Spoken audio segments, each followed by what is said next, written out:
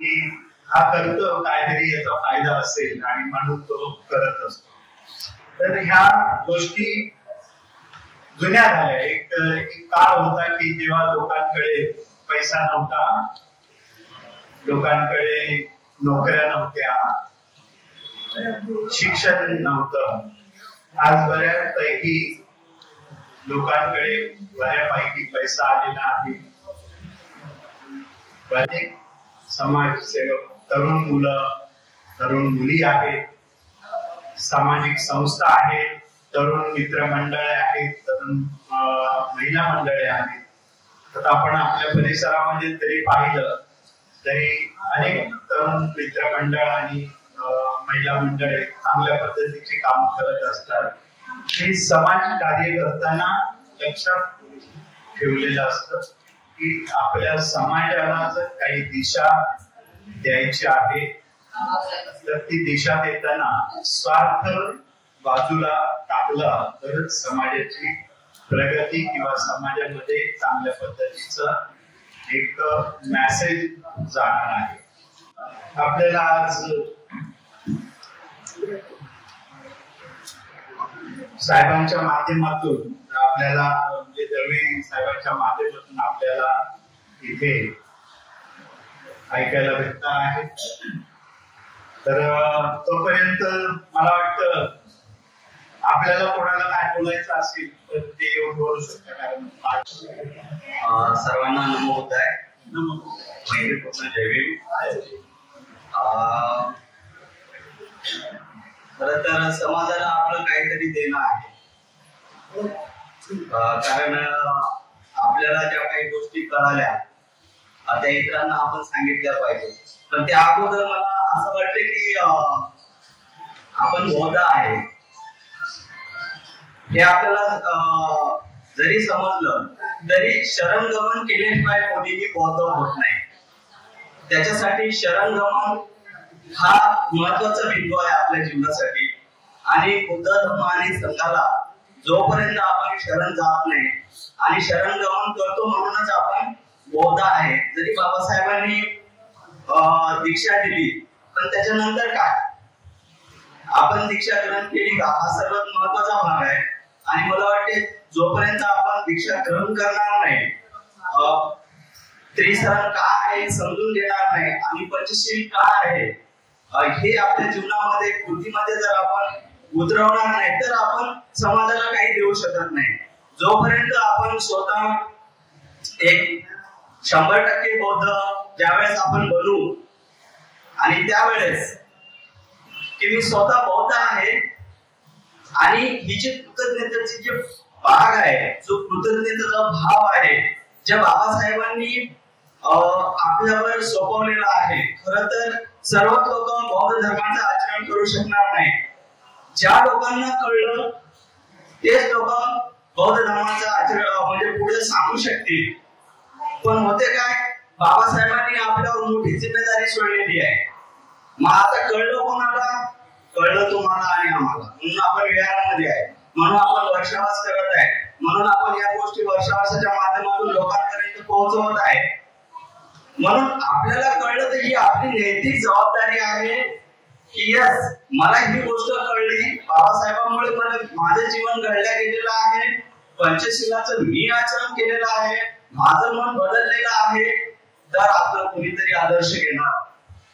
अन्यथा जर आपण शरणगमन केलं नाही, जर पंचशीलाचं आचरण केलं नाही आणि जर आपण लोकांना सांगत असू तर आपला आदर्श कोणीही घेणार नाही. म्हणून आपले जे आदर्श आहेत बुद्ध धर्मसंघ हे आपले आदर्श आपल्याला केंद्रस्थानी पहिले त्याला आपल्याला फिट करावं लागेल. आणि मी बौद्ध आहे याची आपल्याला स्वतःला अनुचाचणी करावं लागेल की खरंच मी बौद्ध आहे का. कारण बऱ्याच ठिकाणी मी बघतोय, बऱ्याच ठिकाणी जातोय, म्हणजे बऱ्याच ठिकाणी माझा स्वतःचा अनुभव आहे की जे स्वतःला बौद्ध मानतात, उद्या त्याच दुसऱ्या दिवशी रक्षाबंधनच्या दुसऱ्या दिवशी त्यांचे स्टेटस मला दिसतात. म्हणजे मी बौद्ध आहे का, हा सर्वात महत्वाचा प्रश्न आहे. जर मी बौद्ध आहे तर मी शरणगमन केलं आहे का, मी पंचशीलाचं आचरण करत आहे का, हे स्वतःलाच आपण प्रश्न विचारले पाहिजे. आणि बाबासाहेबांनी जो माझ्यावर जिम्मेदारी सोपवलेली आहे ती मी इतरांना सांगत आहे का? जर मी एक आदर्श बौद्ध म्हणून जर माझ्यामध्ये निर्मिती होत नसेल तर माझ्या आजूबाजूचे माझे काय आदर्श घेणार आहेत? कारण माझा प्रभावच पडणार नाही तेवढा त्यांच्यावर. कारण मी आदर्श बौद्ध म्हणून नाहीच, मी पंचशीलाचं आचरण करतच नाही. जरी माझ्याकडनं होत नसेल परिपूर्ण फक्त बुद्ध आहे, पण मी त्या मार्गावर मी त्या वाटेवर चालत आहे काय? आणि चालत आहे तर माझ्यामध्ये बौद्ध म्हणून काय प्रगती होत आहे? माझं मन बदलत आहे काय? माझं घाण झालेलं मन शुद्ध होत आहे काय? काय मी बौद्ध आहे तर मी मेडिटेशन करत आहे का? कारण बुद्धाचा जन्म मेडिटेशन मधून झाला. तर ह्या सगळ्या गोष्टी आपण आपल्याला विचारल्या पाहिजे की मी बौद्ध आहे तर खरंच मी 20 मिनिटासाठी ध्यान साधना करत आहे का? कारण बौद्धांचा जन्म ध्यानातूनच झालेला आहे. म्हणून बाबासाहेबांनी सुद्धा आपल्याला धर्म याच्यासाठीच दिलेला आहे की तुमची प्रगती झाली पाहिजे. बाहेरच्या देशातले लोक बौद्ध म्हणून आचरण करतात, बौद्ध म्हणून ध्यान करतात, बौद्ध म्हणून आपल्या जबाबदाऱ्या पार पाडतात. तर बौद्ध म्हणून आपली काय जबाबदारी आहे आणि माझं काय समाजाला देणं आहे, मला एवढंच सांगायचं आहे की जर मी बौद्ध आहे तर मी शरणगमन केलं आहे का? माझी दीक्षा झाली आहे का? मी बौद्ध धर्माच्या म्हणजे बुद्ध धर्म संघानुसार माझं आचरण चालू आहे का? येस, नक्की चुका होतील, कोणी परिपूर्ण नाही, पण मी प्रयत्नशील आहे का? मी प्रॅक्टिस करत आहे का? ह्या गोष्टी मी समजून घेत आहे का? आणि माझ्या मध्ये काय बदल होत आहे? बौद्ध म्हणून बाबासाहेबांना 80%, 60% किंवा 70% बौद्ध नव्हता पाहिजे, तर बाबासाहेबांना 100% बौद्ध माणूस पाहिजे होता. आणि बौद्ध माणूस तेव्हा होत असतो जेव्हा बाबासाहेब म्हणतात की 100% आचरण करणारा बौद्ध मला हवा आहे. आणि एक आदर्श तो नमुना असला पाहिजे, तो आदर्शवत बौद्ध असला पाहिजे. हे बाबासाहेबांचं स्वप्न होतं. मित्र, तेव्हाच धर्मराज्य निर्माण होईल. जेव्हा आम्ही प्रॅक्टिस करू, आचरण करू, तेव्हाच आपण धर्मराज्याची जी बाबासाहेबांची स्वप्न आहेत ते आपण साकार करू. म्हणून मला असं या ठिकाणी या वर्षाच्या निमित्ताने एवढंच सांगूच वाटतं की आपण आचरण केलं पाहिजे, कारण आपण बौद्ध आहे.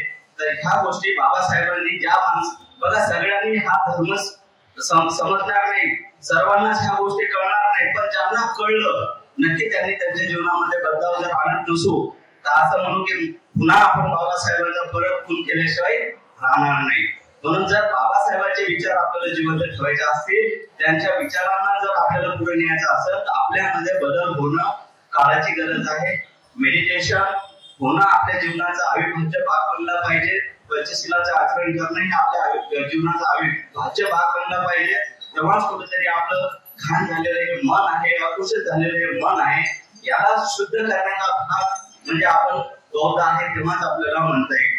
तर साधुवाद मला या ठिकाणी, आणि तेव्हाच आपण समाजाला काहीतरी देऊ शकू, आणि तेव्हाच समाज ते घेऊ शकतील, आणि तेव्हाच आपलं कोणीतरी ऐकलं. जर माझ्यामध्येच आचरणाचा भाग नसेल तर कोणीही ऐकणार नाही, कोणालाही वेळ नाही.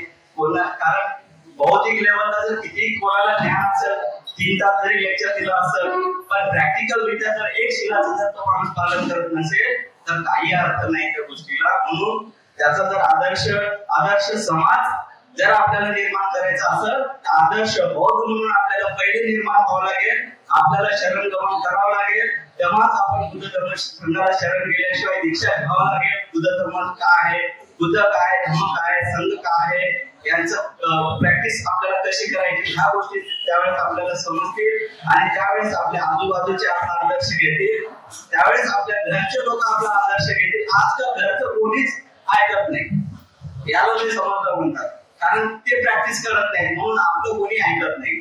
पण खरंच जर आपलं ऐकतील तेव्हाच ऐकतील जेव्हा आपण ग्रहणशील असू, जेव्हा आपल्यामध्ये मैत्री असेल, जेव्हा आपल्यामध्ये करुणा निर्माण होईल. ह्या गोष्टी पुढे येणार आहेत, ह्या गोष्टी ध्यानाच्या माध्यमातून येणार आहेत. म्हणून अनापासती ही आपली एकाग्रता वाढवते आणि मैत्री भावना या आपल्या भावनेचा विकास करते, आणि आपल्यामध्ये जी मैत्री आहे ही आपण करुणावान बनतो.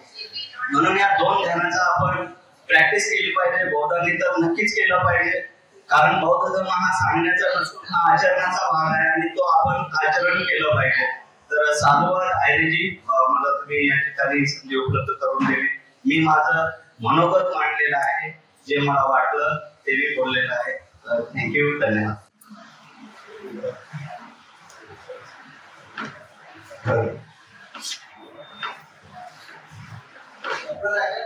माझे नाव विलास बनसोडे, मी राहायला भगतसिंग नगर नंबर 1 येथे आहे.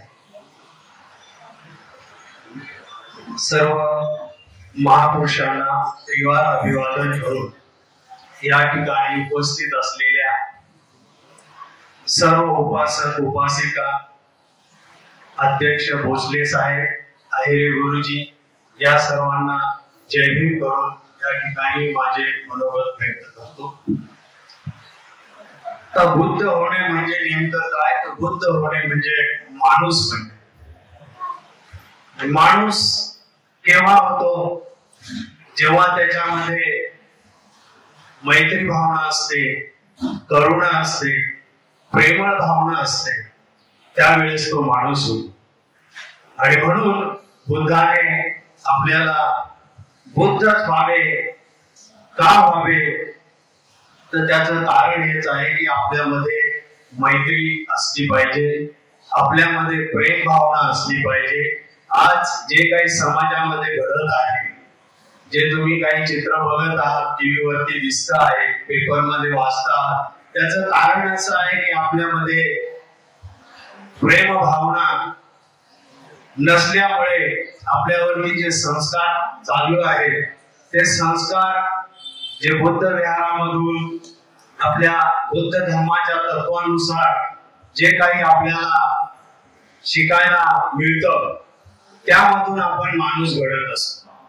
म्हणून तुम्ही आज या ठिकाणी जे आपल्या विहारातर्फे जे काही कार्यक्रम घेतात, त्या कार्यक्रमाला उपस्थित राहून जे आचरणासाठी जे काही नियम सांगत असतात, ते तुम्ही या ठिकाणावर घेऊन आपले बुद्धीला चालना देत असतात.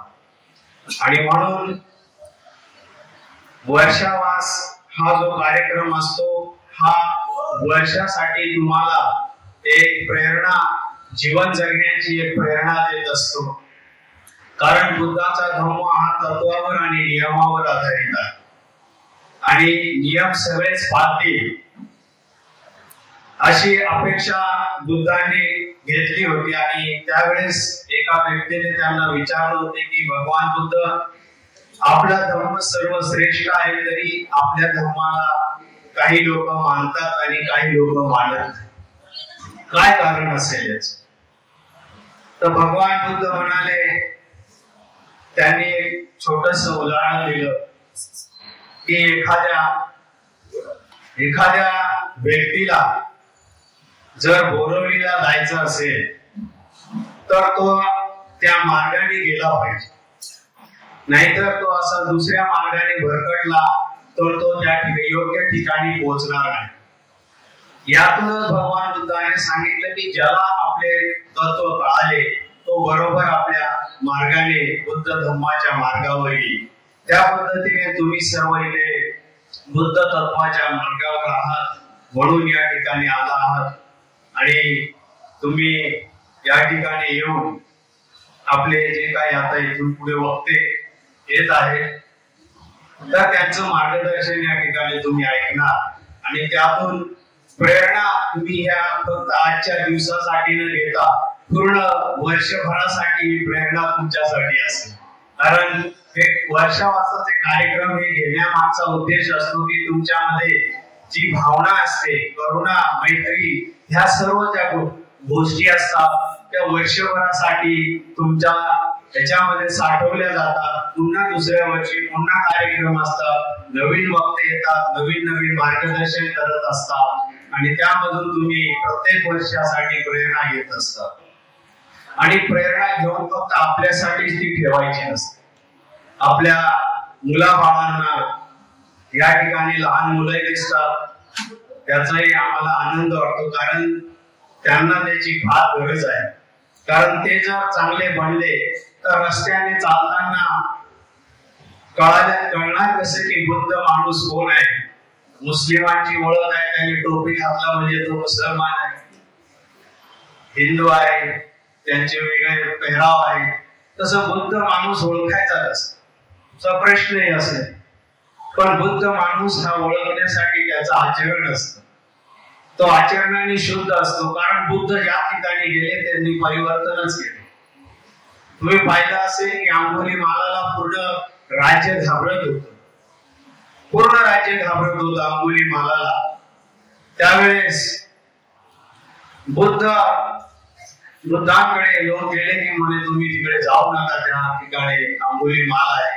आता अंगुलीमालाचा इतिहास तुम्हाला माहितीच आहे की त्याला 1000 करंगळ्या किंवा अंगठे कापून आपल्या गळ्यात माळ घालण्याची त्याला काही शिक्षा मला वाटतं मिळाली होती.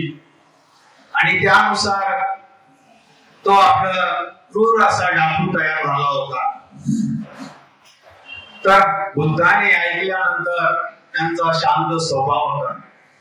ते बोलले मी जातो, कुणी जायला तयार नाही, त्याच्यामध्ये परिवर्तन केलं पाहिजे, तोही माणूस आहे आणि प्रत्येक माणसामध्ये परिवर्तन होत असतं हे बुद्धांना ठाऊक होतं. त्यामुळे बुद्ध न घाबरता त्या वनामध्ये गेले आणि अंगुलीमाल समोर आला. त्याने लगेच ओरडून अशी तलवार उघडली, तरी बुद्ध पुढे चालतच राहिले. तो विचार करू लागला की मला एवढे लोक घाबरतात आणि हा पहिला माणूस आहे की ज्याच्यावर मी तलवार उघडली तरी तो पुढे चालत आहे, काय कारण असेल? त्याच्या मनामध्ये विचार पडला. परत थोडासा पुढे गेला, जोरात अंगुलीमाल ओरडला थांब म्हणून, तरी बुद्ध थांबले नाही, ते पुढे चालत राहिले. त्यावेळेस तो विचार करू लागला की हा माणसाला मी एवढा ओरडतोय, बोलतो की एवढा खुंकार आहे, डाकू आहे मी, तरी सुद्धा थांबत नाही, पुढे चालले आहे. त्यानंतर तो पुढे असा आडवा होतो बुद्धांना आणि तो त्यांच्याकडे बघता क्षणी त्याच्या मनामध्ये अचानक असा बदल होतो. त्यावेळेस बुद्ध त्याला सांगतात तू मला मार, परंतु पहिल्यांदा माझं एक छोटस काम कर, हे इथे झाड आहे त्याचे पान तोडून घे. तो लय सोपा आहे, याला पान तोडून आणलं. दिल्यानंतर बुद्ध म्हणाले जा आणि आता याला जोडून, जोडता तर येत नाही. मग बुद्ध म्हणाले जर तुला लोकांना मारता येतं पण लोकांना जीवन जगण्याचंही तू शिकवलं पाहिजे, तुझ्यामध्ये ते परिवर्तन झालं पाहिजे. 2 तास बुद्धाने त्याला मार्गदर्शन केलं, त्याच्यामध्ये बदल झाला आणि तो अनंत भिक्खू झाला. त्याने समाजामध्ये पुढे जाऊन चांगलं कार्य केलं. तर हे बुद्ध होण्याचं एक छोटस उदाहरण आहे. कारण बुद्ध होणं म्हणजे सगळ्यांना जमेल असंच काम आहे, फक्त आपल्या मनामध्ये परिवर्तन केलं पाहिजे. कारण परिवर्तनानंतर कुठलाही विचार जो असतो तो विचार माणसाच्या मनावरती, माणसाच्या शरीरामध्ये, हृदयामध्ये परिवर्तन करत असतो. म्हणून बाबासाहेब म्हटले की शिका, संघटित व्हा, संघर्ष करा. हा विचार त्यांना देण्याचं कारणच ते होतं की तुमच्यामध्ये परिवर्तन होईल. आणि आज तुम्हाला दिसत असेल की बौद्ध समाजामध्ये जास्त शिकलेली लोक आहेत, कारण विचार हे राज्य करत असतात.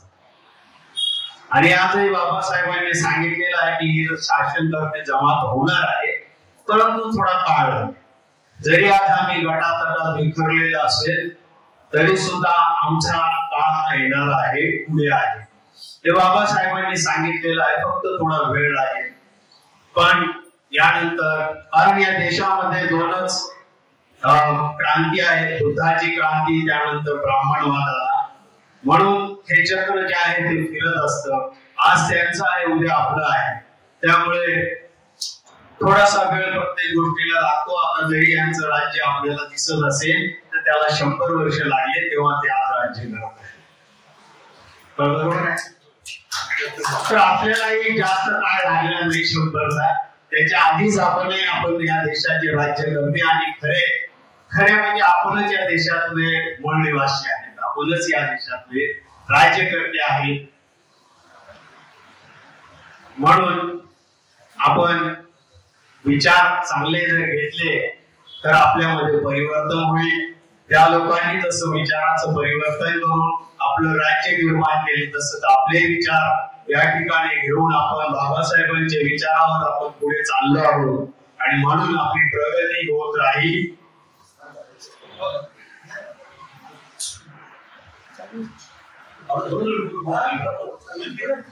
तर आपली प्रगती निश्चित आहे. तुम्ही आजही अनुभव घेतात की बाबासाहेबांनी सांगितलेल्या प्रत्येक वाक्यावरती ज्या ज्या लोकांनी परिचय अभ्यास केला आहे ते लोक आज पुढे गेलेली आहेत, शिक्षणाने पुढे आहेत, नोकरीने पुढे आहेत आणि आज चांगलं कार्य करतात. एवढंच बोलून मी थांबतो या ठिकाणी. जय भीम, जय भारत.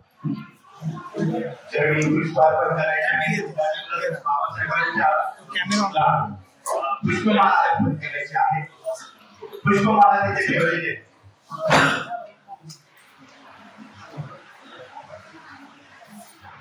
महाकारुणी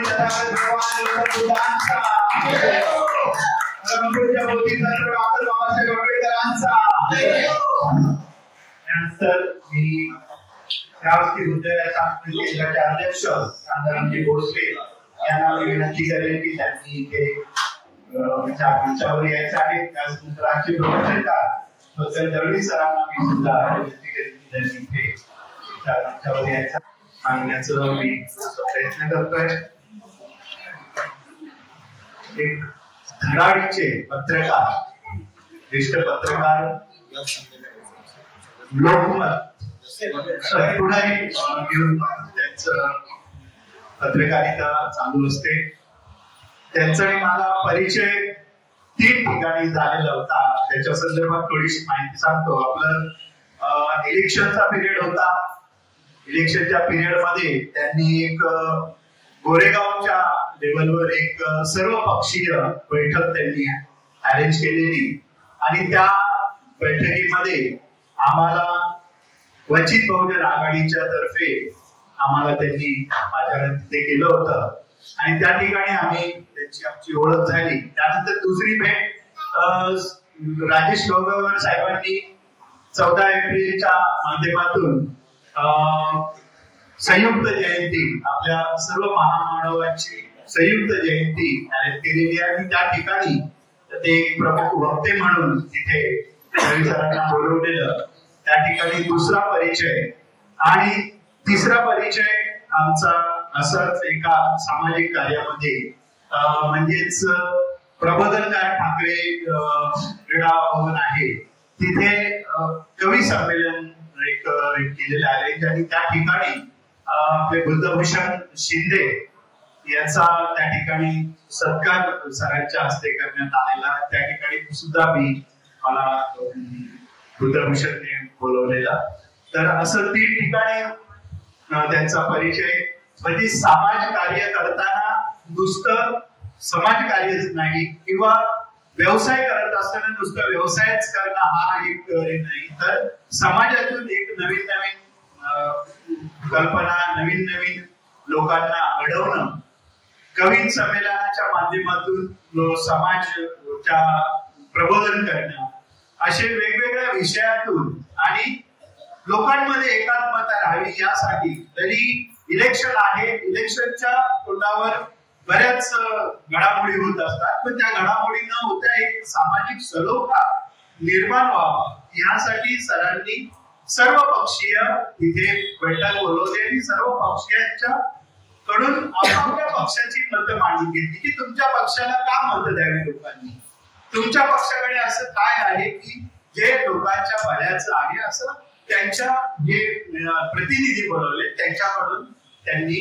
चांगल्या पद्धतीने बोलवून घेतलं आणि त्या माध्यमातून एक समाज सलोखा निर्माण करण्याचा त्यांनी प्रयत्न केला. आणि आज त्यांना विषय सुद्धा असाच आहे, समाज कार्याला सोशल मीडियाची गरज काय आहे आणि ती गरज, त्याच्या पाठीमागचे फायदे आणि तोटे, असा हा विषय सरांना आजचा आहे. तर मी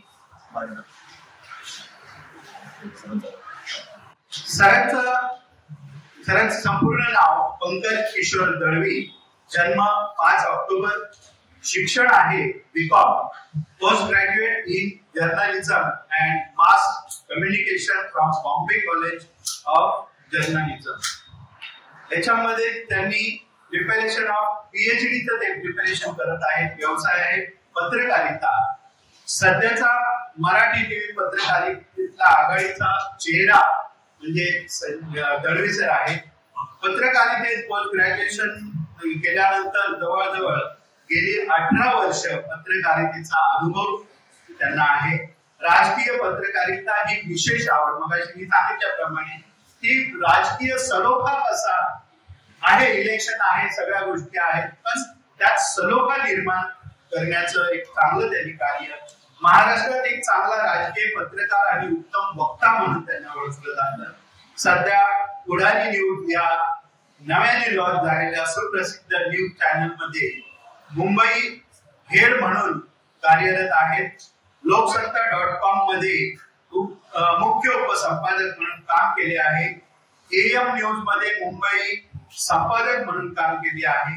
TV9 या प्रसिद्ध वृत्तवाहिनीत प्रमुख राजकीय प्रतिनिधी म्हणून काम केले आहे.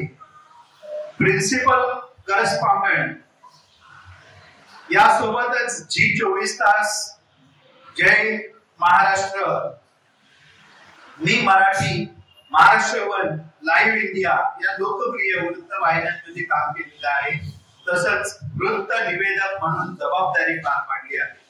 राष्ट्रीय आणि आंतरराष्ट्रीय रिपोर्टिंगचा दांडगा अनुभव, साहित्य, उपहासात्मक कविता लिहिणारा तरुण कवी अशी ओळख. मगाशी मी ते सुद्धा सांगितलं की इतर लोकांना सुद्धा संधी मिळावी यासाठी त्यांनी कवी संमेलन सुद्धा त्यांनी भरवलेलं. त्याचबरोबर कुसुमाग्रज पुरस्कारासह काव्य लेखनासाठी अनेक पुरस्कार प्राप्त झालेले आहेत. त्यांना स्वप्नांचा हिंदोळा हा काव्य संग्रह प्रकाशित केलेला आहे. सध्या न्यूजलेस कविता हा कवितांचा कार्यक्रम करतो. बातम्यांच्या जगातून कवितेच्या गावाला नेणारा हा कार्यक्रम एक वेगळा प्रयोग असून त्याला रसिकांचा उत्तम प्रतिसाद मिळत आहे. सध्या प्रसिद्ध कवी सोबत हा कवितांचा कार्यक्रम करत आहे. कविता मनातली या कार्यक्रमाचे अनेक प्रयोग केलेले आहेत. कोकण मराठी साहित्य परिषद कार्याध्यक्ष वांद्रे शाखा ते आता सध्या आहेत तिथे. न्यूज रूम लाईव्ह या टीव्ही पत्रकारांच्या दिवाळी अंकाचा सहसंपादक आहेत. ते स्वतः वक्तृत्व स्पर्धा म्हणून घडलो म्हणून गेली 9 वर्ष वक्तृत्व स्पर्धेचे आयोजन करत आहेत. ही वक्तृत्व स्पर्धा राज्यातील काही मोजक्या मोठ्या स्पर्धांपैकी एक स्पर्धा आहे. काव्य वाचन स्पर्धा आणि एकपत्री स्पर्धेचे आयोजन करत आहेत. कवितांगण नावाच्या काव्य मैफलीचे सतत 20 वर्ष आयोजन करत आहे. उत्तम वक्ता आणि निवेदन वक्तृत्व कसे असावे याबाबत व्याख्यान देत आहेत. ते सामाजिक कार्य फन लीडर्स नावाच्या संस्थेचे संस्थापक. पत्रचाळ या सध्या गाजत असलेल्या विषयात रहिवाशांच्या बाजूने लढा उभारलेला आहे. उपोषण, मोर्चा आणि आंदोलनाच्या माध्यमातून लढा यशस्वी केलेला आहे. सध्या सिद्धार्थनगर गृहनिर्माण सहकारी संस्था पत्रचाळ मध्ये लोकनियुक्त प्रमुख कार्यकारिणी सदस्य आहेत. सध्या सर उपाध्यक्ष मुंबई उपनगर खो खो असोसिएशन महाराष्ट्र मंडळाच्या माध्यमातून अनेक सामाजिक कार्यात सहभागी. मुंबईतील खो खो खेळाडूंच्या समस्या सोडविण्यासाठी कार्यरत. त्यांना सरकारी नोकरी, वैद्यकीय किंवा इतर मदत मिळवून देण्यासाठी काम करत आहेत. आदिवासी भागात धान्य वाटप आणि अन्य सामाजिक कार्य. पुरस्कार Mumbai Bhushan best social activity in media हा पुरस्कार त्यांना मिळालेला आहे. त्याचबरोबर युवा अभिमान गोरेगावचा पुरस्कार त्यांना मिळालेला आहे. त्यांनी सन्मानित आहेत. ते अक्षरधन संस्थेमध्ये दिला जाणारा कविवर्य कुसुमाग्रज पुरस्कार त्यांना मिळालेला आहे. काव्यानंद पुरस्कार या पुरस्कारासह काव्य लेखनासाठी आणि सामाजिक कार्यासाठी अनेक पुरस्कार प्राप्त आहेत. पदनियुक्ती त्यांची कुठे कुठे झालेली आहे. तर उपाध्यक्ष मुंबई उपनगर खो खो असोसिएशन, कार्याध्यक्ष Maharashtra, voice of media TV पत्रकारांची देशातील मोठी संघटना अध्यक्ष गोरेगाव सीकेपी क्लब, संस्थापक अध्यक्ष फंड लीडर्स फाउंडेशन, संचालक कवितांगण, प्रमुख कार्यकारी सदस्य सिद्धार्थ नगर गृहनिर्माण सहकारी संस्था पत्राचा लोकनियुक्त असा हा मोठा असा सगळ्यांचा परिचय आहे आणि आज ते आपल्याला वेळ उपस्थित राहिलेला आहे. तर मी सगळ्यांचे धन्यवाद करतो आणि आपल्या अध्यक्षांना मी विनंती करेन की त्यांना गरजेचं आहे. कारण काय पेज म्हटलं एवढं पेज गाणे अनुभवी पत्रकार आहे आणि पत्रकार म्हटला की आपल्याला माहिती लोकशाही चौथा स्तंभ हा पत्रकार म्हणजे मीडियाचा आणि त्यामुळे ज्याच्या पक्षामध्ये किंवा राज्यामध्ये ज्याच्या विरोध होतात त्या पडता पाठीमागे पत्रकार असतात हे आपण लक्षात घेतलंय. आपल्याला माहिती आहे की नवीन घटना घडली शिवाजी महाराजांचा गेला त्याच्या पाठीमागे पत्रकारांनी एवढं राग उठवलं की ते मंदिला शेवटी काय बनावं लागेल.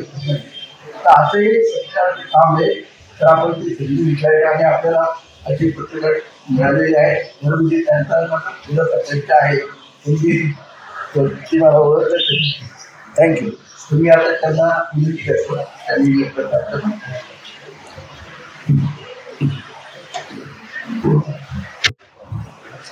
नमस्कार सगळ्यांना जय भीम. खरं तर मी एवढं सगळं सांगितलं त्याच्यापेक्षा एकच मी या गोरेगावच्या माती जन्माला आलो आणि गोरेगावच्या मातीमध्ये स्टेट करायचं तिथे. त्यामुळे खरं तर एक शावस्ती बुद्धविहार आणि माझं असं खूप छान नातं आहे. बरेच वेळा इकडनं येणं इकडं जाताना इकडच्या लोकांशी बोलणं आणि आज इथे बोलायला मिळतंय किंवा तुमच्याशी संवाद साधायला मिळतोय हे मी माझं खरंच भाग्य समजतो. माझ्यासाठी ही खरंच आनंदाची गोष्ट आहे असं म्हणजे. आणि त्यांनी मगाशी सांगितलं हे ते एवढं काही विसरू नका, विसरून जा सगळं असं काही नाही. आपण फक्त छान गप्पा मारायला इथे आलेलो आहोत. त्यानेच मला हॅलो आवाज येतोय. शब्द आले माहेरपणा जाऊन त्यांना भेटी यावे बोलाव्याच्या माणसांचे निरोप होले. शब्द लागले घरभर खेळू नाचू अन काहू लागले. शब्द लागले घरभर खेळू नाचू अन काहू लागले. कल्पनेला घेऊन सोबत उगाच नाव मांडू लागले. अंगणातल्या तुळशीपाशी अंगणातल्या तुळशीपाशी मऊ मुलाया मातीवरती नागव्या पायी खेळत होते माहेरपणाच्या प्रीतीवरती. शब्दांच्या मग माहेरपणाचे दिवस अलगद सरू लागले. शब्दांच्या मग माहेरपणाचे दिवस अलगद सरू लागले. डोळ्यांच्या डोहात मात्र अलगद पाणी पडू लागले. दिवस संपले माहेरपणाचे तरी शब्दांना मात्र जायचे नव्हते. दिवस संपले माहेरपणाचे तरी शब्दांना मात्र जायचे नव्हते. कारण ओलाव्याच्या माणसांचे निरोप ओले यायचे होते. ओलाव्याच्या माणसांचे निरोप यायचे होते. खरं तर हे निरोप हा तिथे मला आल्यामुळे मी तुमच्याशी गप्पा मारायला संवाद साधायला इथे आलेलो आहे. खरं तर रविवारची संध्याकाळ आणि त्याही दिवशी त्यांना झोप आली. थोडीशी आली हो एकदा जोरदार त्यांच्यासाठी काय वाजवली. त्यांना झोप आली मुलगी पाहिजे. एवढंही कोणी बोलणार नाही की सरळ समोरासमोर असो. खरं तर समाजकार्य आणि सोशल मीडिया याविषयी मी बोलणार आहे. समाजकार्य म्हणजे नक्की काय असतं. मी छोटीशी 3 प्रेम कवितांची कवितेच्या माध्यमातून समाजकार्य कसं असावं हे तुमची परवानगी असेल तर मी सादर करतो. खरं तर आम्ही कार्यक्रम करतो आणि कार्यक्रम केल्यानंतर जेव्हा कविता सादर केल्यानंतर एखादी सुंदरशी व्यक्ती येते आणि मला विचारते की तू कशी कविता करतोस. तिला मला विचारलं तू कशी करतोस ही कविता. तिनं मला विचारलं कशी करतोस रे कविता. मी तिला घट्ट मिठी मारली आणि म्हटलं बघ अशी करतो कविता. तिनं मला विचारलं कशी करतोस रे कल्पना. तिनं मला विचारलं कशी करतोस रे कल्पना. मी तिच्या पाणीदार डोळ्यात बघितलं आणि म्हटलं बघ अशी करतो कल्पना. तिनं मला विचारलं कशी सुचतात रे शब्द. तिने मला विचारलं, राजेशी कसे सुचतात रे शब्द? मी तिच्या निशब्द ओठांवर अलगद ओठ टेकवले आणि म्हटलं, असे सुचतात शब्द. खरं तर मला समाजकार्य किंवा समाजासाठी असलेलं आपलं कॉन्ट्रीब्युशन, समाजाशी आपलं जोडणं जाणं किंवा समाजाप्रती आपलं असलेलं काहीतरी दायित्व हे मला या कवितेच्या 3 कडव्यांमध्ये दिसतं. त्याने मला विचारलं, कशी करतोस हे कविता? मी तिला घट्ट मिठी मारली. तसं तुमचं समाजकार्य हे त्याच्यासाठी करायचंय, ज्यांच्यासाठी करायचंय त्याला आपल्या कामाच्या माध्यमातून घट्ट मिठी मारली पाहिजे. म्हणजे त्याला हवं असलेली गोष्ट आपण केली पाहिजे, तरच ते समाजकार्य त्याच्यापर्यंत जाऊ शकतं. म्हणजे आपण त्याची गरज नाहीये, त्याला प्रचंड थंडी वाजत नाहीये, पण तरी आपण सोशल मीडियावरती टाकण्यासाठी त्याला जबरदस्ती ब्लँकेट देऊन फोटो काढणं याला समाजकार्य म्हणत नाही. कारण आपण जे करतोय ते त्याला भेटणार नाही. आपण आपल्या कामातून त्याला घट्ट मिठी मारणार नाही, म्हणजेच आपण आपल्या कार्यातनं त्याला आपलं वाटणार नाही, हा याचा अर्थ होतो. दुसरं, तिने मला विचारलं, कशी करतोस हे कल्पना? मी तिच्या पाणीदार डोळ्यात बघितलं आणि म्हटलं, बघ अशी करतो कल्पना. त्याला अपेक्षित असलेली, ज्यांच्यासाठी आपण समाजकार्य करतोय त्यांना अपेक्षित असलेलं, त्यांना गरज असलेलं काय त्यांची गरज आहे त्यांच्या डोळ्यातनं जर का आपण ओळखून समाजकार्य केलं तर ते नक्कीच त्याला आपलंसं वाटतं. आणि शेवटी जे तिसरं कडवं होतं की कसे सुचतात हे शब्द, मी तिच्या ओठांवर अलगद ओठ टेकवून आणि म्हटलं, बघ असे सुचतात शब्द. म्हणजेच तुम्ही त्यांच्या ओठांवरच्या गोष्टी त्या तुमच्या ओठांवरती आल्या पाहिजे. त्यांना अपेक्षित असलेल्या गोष्टींचा तुम्ही उल्लेख केला पाहिजे. तुम्ही एखाद्या छोट्याशा वाडी वस्तीमध्ये काम करताय आणि तुम्ही इंटरनेटच्या टॉवरच्या आणि अमेरिकेच्या जीडीपीच्या आणि अमेरिकेच्या निवडणुकीच्या गोष्टी करताय तर तुमचं समाजकार्य त्यांच्यासाठी कधीच आपलं वाटणार नाही. त्यांच्यासाठी गरजेची असलेली समस्या, त्यांना अपेक्षित असलेल्या गोष्टी, त्यांना जे तुम्ही त्यांचं प्रतिनिधी म्हणून बोलावं असं वाटतंय ते जर का तुम्ही बोललात तरच त्यांना त्या गोष्टी आपल्याशा वाटतील किंवा त्या गोष्टी त्यांना आपले महत्वाच्या वाटतील. सगळ्यात महत्वाचं म्हणजे मला सोशल मीडिया म्हणजे महात्मा गांधी त्याचे दुष्परिणाम याच्यावरती विशेषतः बोलायला सांगितलंय. महात्मा गांधींची एक गोष्ट नेहमी सांगितली जाते की एक बाई असते ती महात्मा गांधींकडे छोट्या मुलाला, तिचा साधारणतः ह्याच वयाचा तो मुलगा असतो, त्याला घेऊन ती बापूजींकडे जाते आणि बापूजींच्या आश्रमामध्ये सकाळपासून संध्याकाळपर्यंत ती वाट बघत असते की बापूजी आत्ता वेळ देतील, बापूजी आत्ता वेळ देतील, बापूजी आत्ता वेळ देतील. आणि अख्खा दिवस ते गांधीजींनी तिला थांबून ठेवतात. आणि जेव्हा त्यांच्या प्रार्थनेच्या संध्याकाळच्या प्रार्थनेला गांधीजी जातात तेव्हा तिला, त्या बाईला आणि त्या छोट्या मुलाला बापू बोलवतात आणि त्या बाईला विचारतात, बोल काय झालं, काय काम आहे तुझं? तर ती बाई म्हणते की बापू, माझा लहान मुलगा आहे, तो खूप चहा पितो आणि तुम्ही सांगितलं तर तो चहा पिणं थांबवेल. बापूजी म्हणतो, ते काम कर, पुन्हा 15 दिवसांनी याच वेळी येईल. ती बाई थोडीशी भडकते की तुम्ही माझ्या मुलाला सांगायला पाहिजे होतं की चहा पिऊ नकोस, त्याचे दुष्परिणाम हे आहेत, चहा प्यायल्याने असं होतं, चहा प्यायल्याने तसं होतं, चहाचे तुमच्या शरीरावर हे परिणाम होतात. पण ते सांगायच्या वेळी तुम्ही सरळ सांगता 15 दिवसांनी माहिती मला सकाळी 9 वाजताच सांगू शकला असतात. आता काय सांगताय? तरी सुद्धा ती जाते आणि 15 दिवसांनी बरोबर येते त्या वेळेला.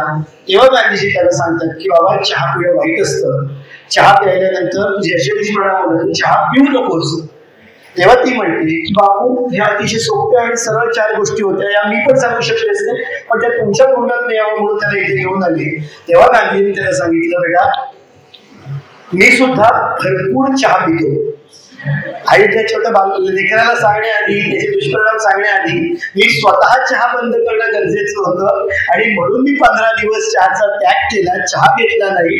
आणि त्याच्यानंतर मी आता त्या मुलाला सांगतो, माझी पण अवस्था तशीच झाली आहे, कारण मी प्रचंड सोशल मीडियासाठी आहे, सोशल मीडियाशिवाय राहू शकत नाही किंवा सोशल मीडिया बघितल्याशिवाय उठत नाही, रील बघितल्याशिवाय झोपत नाही. त्यामुळे त्याच्या दुष्परिणामावरती बोलायचं म्हणजे थोडंसं माझ्यासाठी ते जड आहे, पण मी नक्कीच त्याच्याविषयी तुमच्याशी संवाद साधणार आहे. खरं तर आणखीन एक छोटस गोष्ट सांगतो. आपल्याला लहानपणी एक गोष्ट सांगितली जायची, टोपीवाला आणि माकड. आठवते सगळ्यांना? टोपीवाला आणि माकड. थोडंसं तुम्ही रिस्पॉन्स दिलं तर बोल, इतकं बोल बोलतोय का मी? तर टोपीवाला आणि माकड, त्याच्यामध्ये काय असतं, तो टोपीवाला निघतो गावोगावी, टोप्या घेऊन फिरत असतो, टोपीवाला ओढत असतो, एका गावात जातो, दुपारी थांबतो, झोप येते, थकतो, पोटभर जेवतो आणि त्या झाडाखाली तो दुपारी आराम करायसाठी म्हणून झोपतो, पडतो तो. आणि त्या झाडावरती प्रचंड माकडं असतात. ती माकडं त्याच्या टोप्या घेतात आणि झाडावरती जाऊन झोपतात. फक्त एकच टोपी राहते जी त्यांनी घातलेली असते, ती त्याच्या डोक्याच्या खालती घेऊन तो झोपलेला असतो. माकडवाला हुशार म्हणून आपल्याला सांगितलं जातं की सोशल मीडियाचं कसं असतं यासाठी ही गोष्ट सांगतोय. तो माकड ते माकडवाला जो असतो, टोपीवाला जो असतो, माफ करा, तो झोपलेला असतो, तू टोपी टाकतो, त्याला वाटतं की सगळी माकडं कोण टोप्या देणार नाही, पण माकडं सुद्धा टोपी लावतात कारण माणसांची पूर्वज आहेत ते. त्यामुळे त्यांनी टोपी घालून ते निघाली माकडं आणि वरती टोप्या काय एक सहज प्रतिक्रिया म्हणून टोपी शिकते, अशी कोणती टोपी तो खालती आपटतो आणि माकडं पण तशी करतात. हा झाला इतिहास. ही गोष्ट आपल्याला सांगितली जाते. पण अनेक वर्षांनी त्याच्यानंतर त्याच्या मुलाचा मुलगा म्हणजे त्याचा नातू हा सुद्धा प्रोफेशनली त्याच्या व्यवसायात येतो, तो स्वरूप बदलतो, टोप्याचं स्वरूप बदलतो आणि तो त्याच गावामध्ये टोप्या विकण्यासाठी जातो. तो टोप्या विकण्यासाठी जातो, तर आजोबांनी सांगितलं असतं असं झालेलं, असं झालेलं, असं झालेलं, की गेलो झाडावर मागणी होती, टोप्या आपटल्या, हे सगळं झालं. त्याला भूक लागते, हिस्ट्री रिपीट अगेन्स म्हणतात तसं आहे की तो तिकडे जातो, जेवतो, त्याच्यानंतर पाणी पितो, आजूबाजूला थोडस कदाचित आता आपण म्हणू शकतो त्यांनी त्याच्या डब्यामध्ये पिझ्झा आणलेला असतो, तो पिझ्झा खातो, पाणी पितो किंवा प्रोटीन शेक पितो, काय असं चांगलं, आणि तो तिकडे झोपतो. आणि तो झोपतो तेच होतं त्याच्या आजोबाच्या बाबतीत झालेलं. माकडे येतात, टोपे घेऊन जातात, टोपे घेऊन वरती बसतात, हा त्याची टोपी काढतो. म्हटलं आजोबांनी सांगितलं टोपी काढून फेकायची, हा फुल कॉन्फिडन्सली टोपी काढतो आणि फेकतो. वरती एक माकड येते की टोपी पण घेऊन जातो. तर आणि वरती जाताच्याकडे हसत म्हटलं, बाबा आमचे पण आजोबा आहे, त्यांनी पण आम्हाला गोष्ट सांगितलेली आहे की आजोबा की असं करायचं. त्यामुळे आम्ही या गोष्टीपासून आम्ही हे शिकलो. खरं तर सोपी एक गोष्ट आहे, पण याच्यामध्ये सोशल मीडियाच्या अनेक गोष्टी या याच्यातून रिफ्लेक्ट होत असत नाही, याच्यातून स्पष्ट होतात. नक्कीच प्रत्येक गोष्टीला वेगवेगळे अँगल असतात. प्रत्येक गोष्ट ही कशा पद्धतीने आपण त्या गोष्टीकडे कसं बघतो त्याच्यावरती ती अवलंबून असते. हे सांगायचं कारण की सोशल मीडिया हा अनेकांसाठी उपयोगी असतो, तर अनेकांसाठी तो त्रासदायक असतो. त्यामुळे सोशल मीडियाचा वापर आपण कसा करायचा हे आपल्यावरती असतं. उमेश पाडगावकरच्या 2 ओळी आहेत. झाडाला काटे असतात हे अगदी खरं असतं, झाडाला काटे असतात हे अगदी खरं असतं, आणि फुलं फुलून येतात हे काही खरं नसतं. झाडाला काटे असतात हे अगदी खरं असतं आणि फुलं फुलून येतात हे काही खरं नसतं. फुलासारखं फुलायचं की काट्यासारखं सलायचं ते तुम्हीच ठरवा. त्यामुळे सोशल मीडियाचा वापर आपण कसा करतो हे आपल्यावरती बऱ्याच वेळा अवलंबून असतं. सोशल मीडिया म्हणजे काय, तर 2 गोष्टी. आता आपण लोक एकमेकांशी बोलतोय, संवाद साधतोय, मी हात वरती केलं तुम्हाला दिसतोय, मी उजवा हात वरती केलं तुम्हाला दिसतोय, मी बाहेर सोडली तुम्हाला दिसतोय, मी हसतोय तुम्हाला दिसतोय, तुम्ही टाळ्या वाजवत नसल्या तर तुम्ही टाळ्या वाजवताय हे मला दिसतंय. या सगळ्या गोष्टी मला दिसतायत, या प्रत्यक्षाने बघतोय, प्रत्यक्ष दिसतायत, याला आपण रियालिटी म्हणतो, प्रत्यक्ष वास्तव म्हणतो. पण सोशल मीडियावरच्या ज्या काही गोष्टी असतात त्या व्हर्च्युअल रियालिटी असतात, म्हणजे त्याला आपण आभासी वास्तव म्हणतो. सोशल मीडिया मी तुम्हाला बोलतोय, मी तुम्हाला दिसतोय, मी म्हणालो की इकडे एखादी गोष्ट यांनी केली, तो माणूस वाईट आहे तर मी तुम्हाला बोलताना दिसतोय. पण सोशल मीडियावरती असे काही गोष्टी आहेत ज्या गोष्टी व्हर्च्युअल रियालिटी म्हणजे आभासी विश्व किंवा आभासी वास्तव निर्माण केलं जातं आणि आपण त्या आभासी वास्तवामध्ये गुंतले जातो.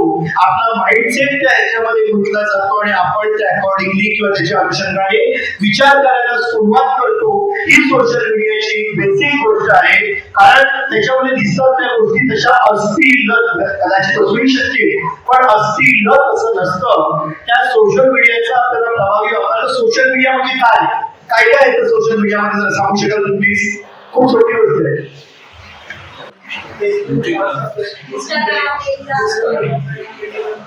आणि काय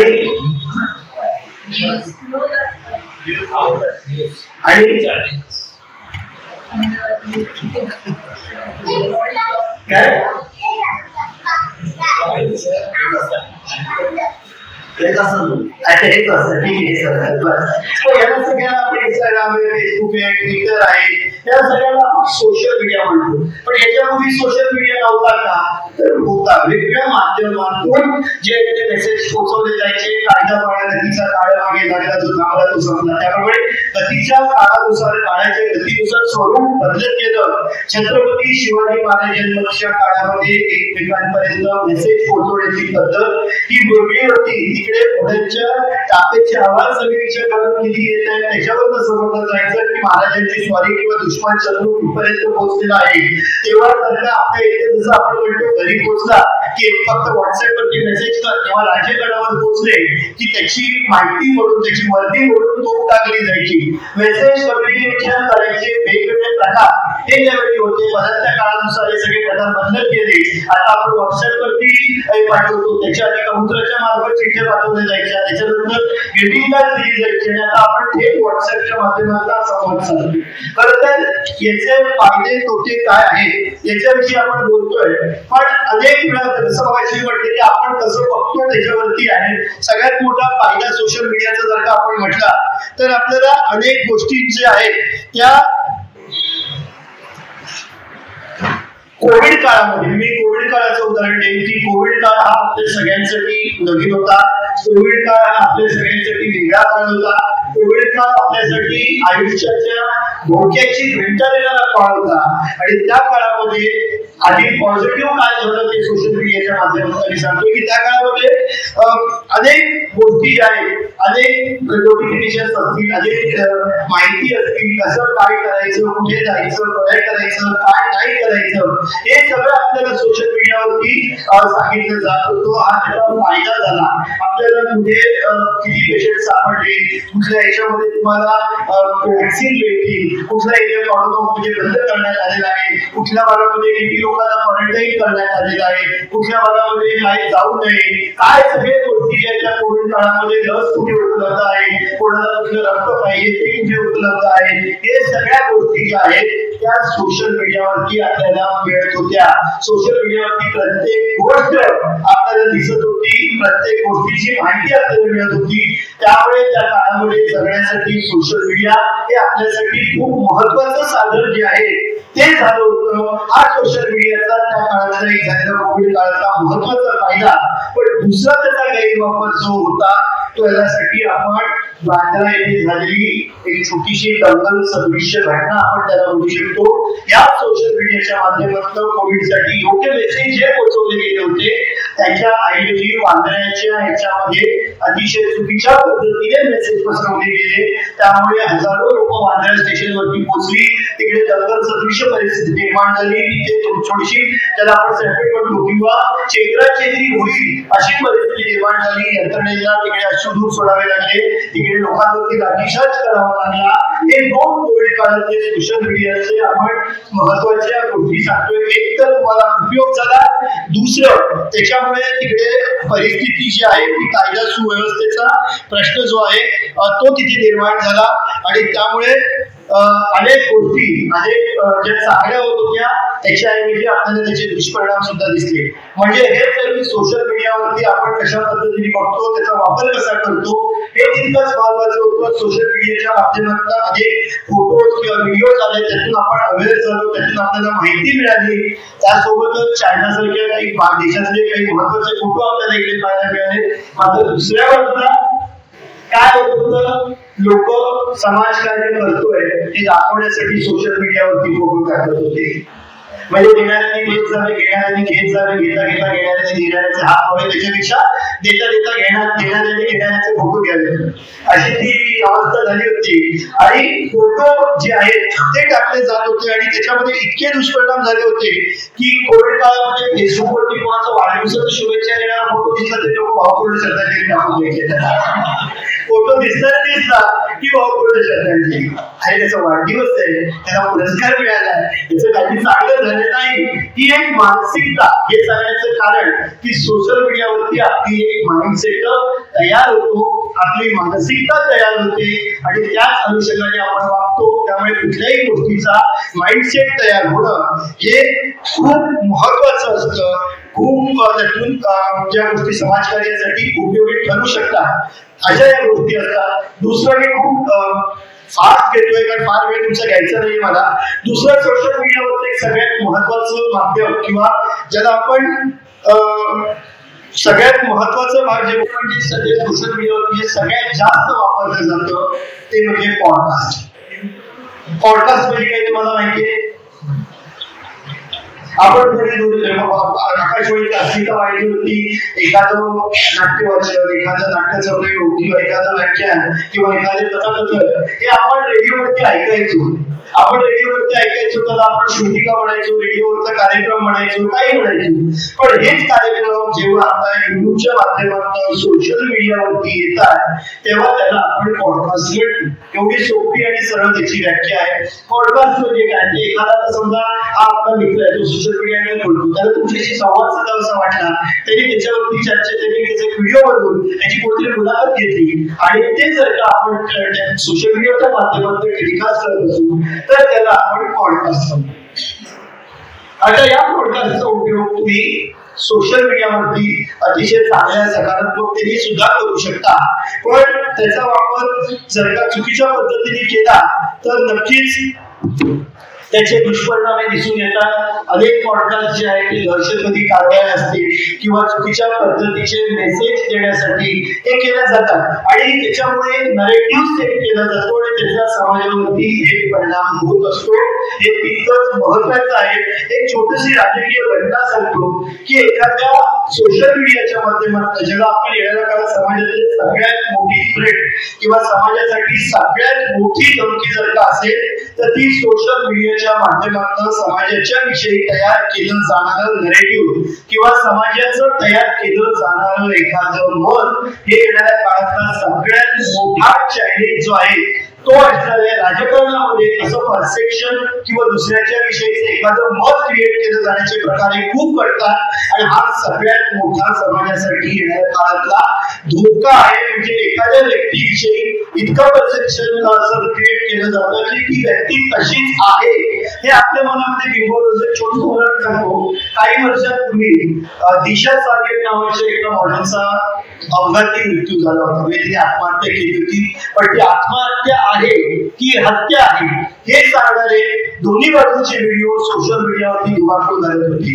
म्हणजे तिने आत्महत्या केली हे सांगणारे काही बाजूचे व्हिडिओ होते तर दुसऱ्या बाजूला तिला एका मोठ्या राजकीय पक्षाच्या नेतृत्वाच्या मुलांनी म्हणजे ती व्यक्ती तेव्हा कॅबिनेट मंत्री होती आदित्य ठाकरे नाव घेऊन सांगतो की त्यांनी तिची हत्या केली असा एक नरेटिव्ह जो आहे तो सेट केला जात होता.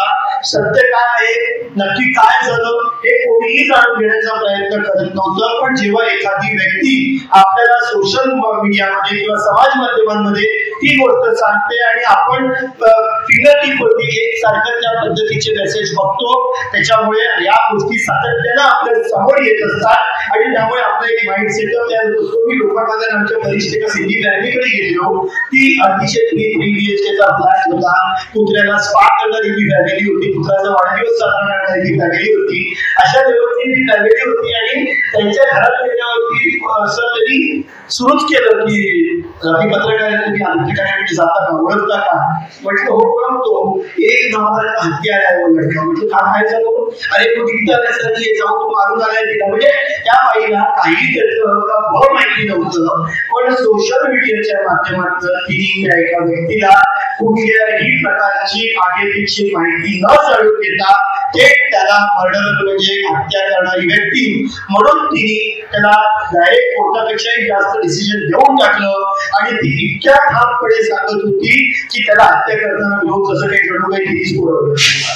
पण इतक्या ठामपणे ती सांगत होती आणि सोशल मीडियाच्या दाखल्यावर सांगत होती की तुम्ही सोशल मीडिया बघत नाही किंवा सोशल मीडियावर क्लिअर सांगताय. तर हा किंवा हा धोका येणाऱ्या काळात सोशल मीडियाचा सगळ्यात मोठा धोका असणार आहे. पुढचं जे महायुद्ध होईल किंवा लढाई होईल त्याच्यामध्ये अशाच प्रकारे नॅरेटिव्ह सेट करून समाजामध्ये तेढ निर्माण केली जाऊ शकते. समाजामध्ये परसेप्शन निर्माण केलं जाऊ शकतं. हे आपण बघतोय. अजून एक उदाहरण आपण माझे खूप डॉक्टर मित्र आहे केएम मध्ये डॉक्टर बिपिन तो काय म्हणतो काय घडले माणसाच्या आत नसली माहिती माणसाला माणसाची जात असते माहिती.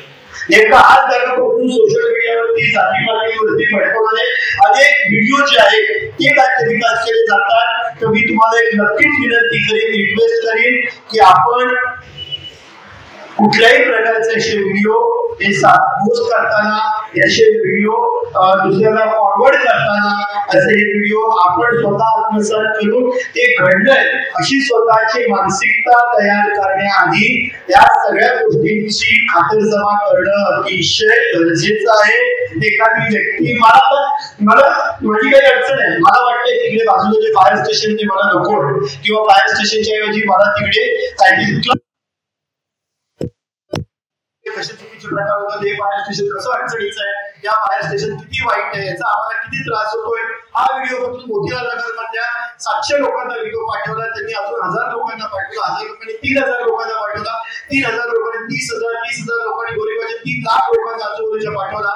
तर ह्या लोकांपैकी 2000 लोकांच्या मनात तरी हा माइंडसेट तयार होतो. उद्या इकडनं जाताना ते बोलू शकतात हे तेच फायर स्टेशन आहे, अशा गोष्टी होतात, ते होतात नाही होत हा वेगळी गोष्ट. पण येणाऱ्या काळात अशा पद्धतीचं नरेटिव्ह सेट करून किंवा एक परसेप्शन क्रिएट करून एखाद्याच्या विषयी मत निर्माण करून त्या गोष्टींविषयी स्वतःचा स्वार्थ साधण्याचा प्रयत्न केला जाऊ शकतो. अत्यंत महत्वाचा सोशल मीडियाचा सध्याचा जो आहे तो डिसएडव्हान्टेज आहे किंवा तो धोका आहे, थ्रेट आहे येणाऱ्या काळामध्ये. त्यामुळे सोशल मीडिया हँडल करताना कुठल्याही प्रकारची गोष्टी नक्की चेक करा, फॅक्ट चेक करा. या सोशल मीडियाचा एक अत्यंत महत्वाचा भाऊ म्हणजे गुगल आपल्याकडे आहे. त्या गुगलवरती तुम्ही ती गोष्ट चेक करू शकता की हे नक्की घडलंय का, यावेळी नक्की असं झालं होतं का, हे नक्की झालंय का, त्याचं काय रेफरन्सेस आहेत, त्याचे संदर्भ काय आहेत, त्याचे परिणाम त्यावेळी काय झाले होते, या गोष्टी जर का आपण बघितल्या तर हा अनर्थ टळेल. आणि गेल्या काही दिवसांपासून महाराष्ट्रामध्ये राजकारण ते जातीपातीवरून आरक्षणावरून राजकारण चाललंय. की अशा पद्धतीच्या आपण खूप वैचारिक लोक आहोत. आपण डॉक्टर बाबासाहेब आंबेडकर असतील, गौतम बुद्ध असतील यांच्यासारख्या विचारवंतांचे विचार आपण आत्मसात करणारे व्यक्ती आहोत. त्यामुळे अशा पद्धतीच्या जो फेक नरेटिव्ह सोशल मीडियाचा समाज असल्यामुळे मी उदाहरण देतोय त्याच्यामध्ये खूप चुकीचं आहे. मी बातमी कव्हर करताना मी अंतर्गती सराटीला पण अनेक वेळा गेलो होतो, अनेक आंदोलनं तिकडची बघितलेली आहे. पण प्रत्येक जण आपापल्या पद्धतीनं म्हणजे मी टेबलाच्या या बाजूला आहे तर मी तुमच्याकडे टेबलाच्या या बाजूनी बघतो, पण हा आपला मित्र टेबलाच्या समोरच्या बाजूनी आहे तर तो याच्याकडे टेबलाच्या दुसऱ्या बाजूनी बघतो. प्रश्न एकच असतो की आपण त्या गोष्टीकडे कुठल्या दृष्टिकोनातून बघतो, हा एक महत्वाचा विषय असतो. त्यामुळे बॉटम लाईन हीच की सोशल मीडियावरती अशा पद्धतीचे जे समाज विघातक जे प्रकार होतात त्याच्यासाठी कान, डोळे, स्वतःचा मेंदू आणि स्वतःची सामाजिक जाणीव ही जागृत ठेवून त्याच्याकडे बघणं अत्यंत गरजेचं आहे. पॉइंट नंबर 2, खरं तर मी वेगळं बोलणार होतो पण आता मध्ये मी वेगळ्या मुद्द्यावरती आलेलो आहे.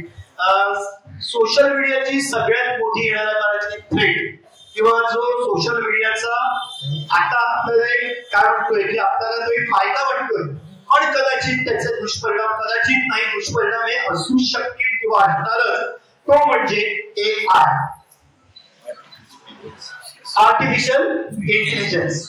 तुमचा मोबाईल हा सोशल मीडियाचा सगळ्यात मोठा सोर्स आहे. म्हणजे आपल्या लहानपणी माझ्या लहानपणी तरी टीव्ही म्हणजे खूप मोठी गोष्ट असते. मी पहिलीत असताना माझ्या घरी पहिला टीव्ही आला होता आणि त्यावेळी टीव्ही बघणं, सकाळी रेडिओवरती दिनांका गीतमाला किंवा छायागीत असेल, चित्र सगळे कार्यक्रम ऐकणं, त्याच्यामध्ये आपण साधारणतः आयुष्याची 6-7 वर्ष गेली होती. आणि त्याच्यानंतर टीव्ही नावाचा एक इडियट बॉक्स आपण म्हणायचो तो आमच्या घरी आला आणि त्याच्यानंतर टीव्हीतून केबल आलं, केबल मधून नंतर सेट टॉप बॉक्स आला, सेट टॉप बॉक्स नंतर आता OTT आला आणि आता OTT मधून माझ्या मोबाईल वरती सगळ्या गोष्टी मला उपलब्ध होतात. ज्याला आपण प्रगती म्हणतो, या प्रगतीचे किंवा ज्याला आपण पुढे जे जातो त्याचे टप्पे, पण या प्रत्येक टप्प्यामध्ये जो आहे तो एक कुठेतरी त्याचा ड्रॉबॅक आहे.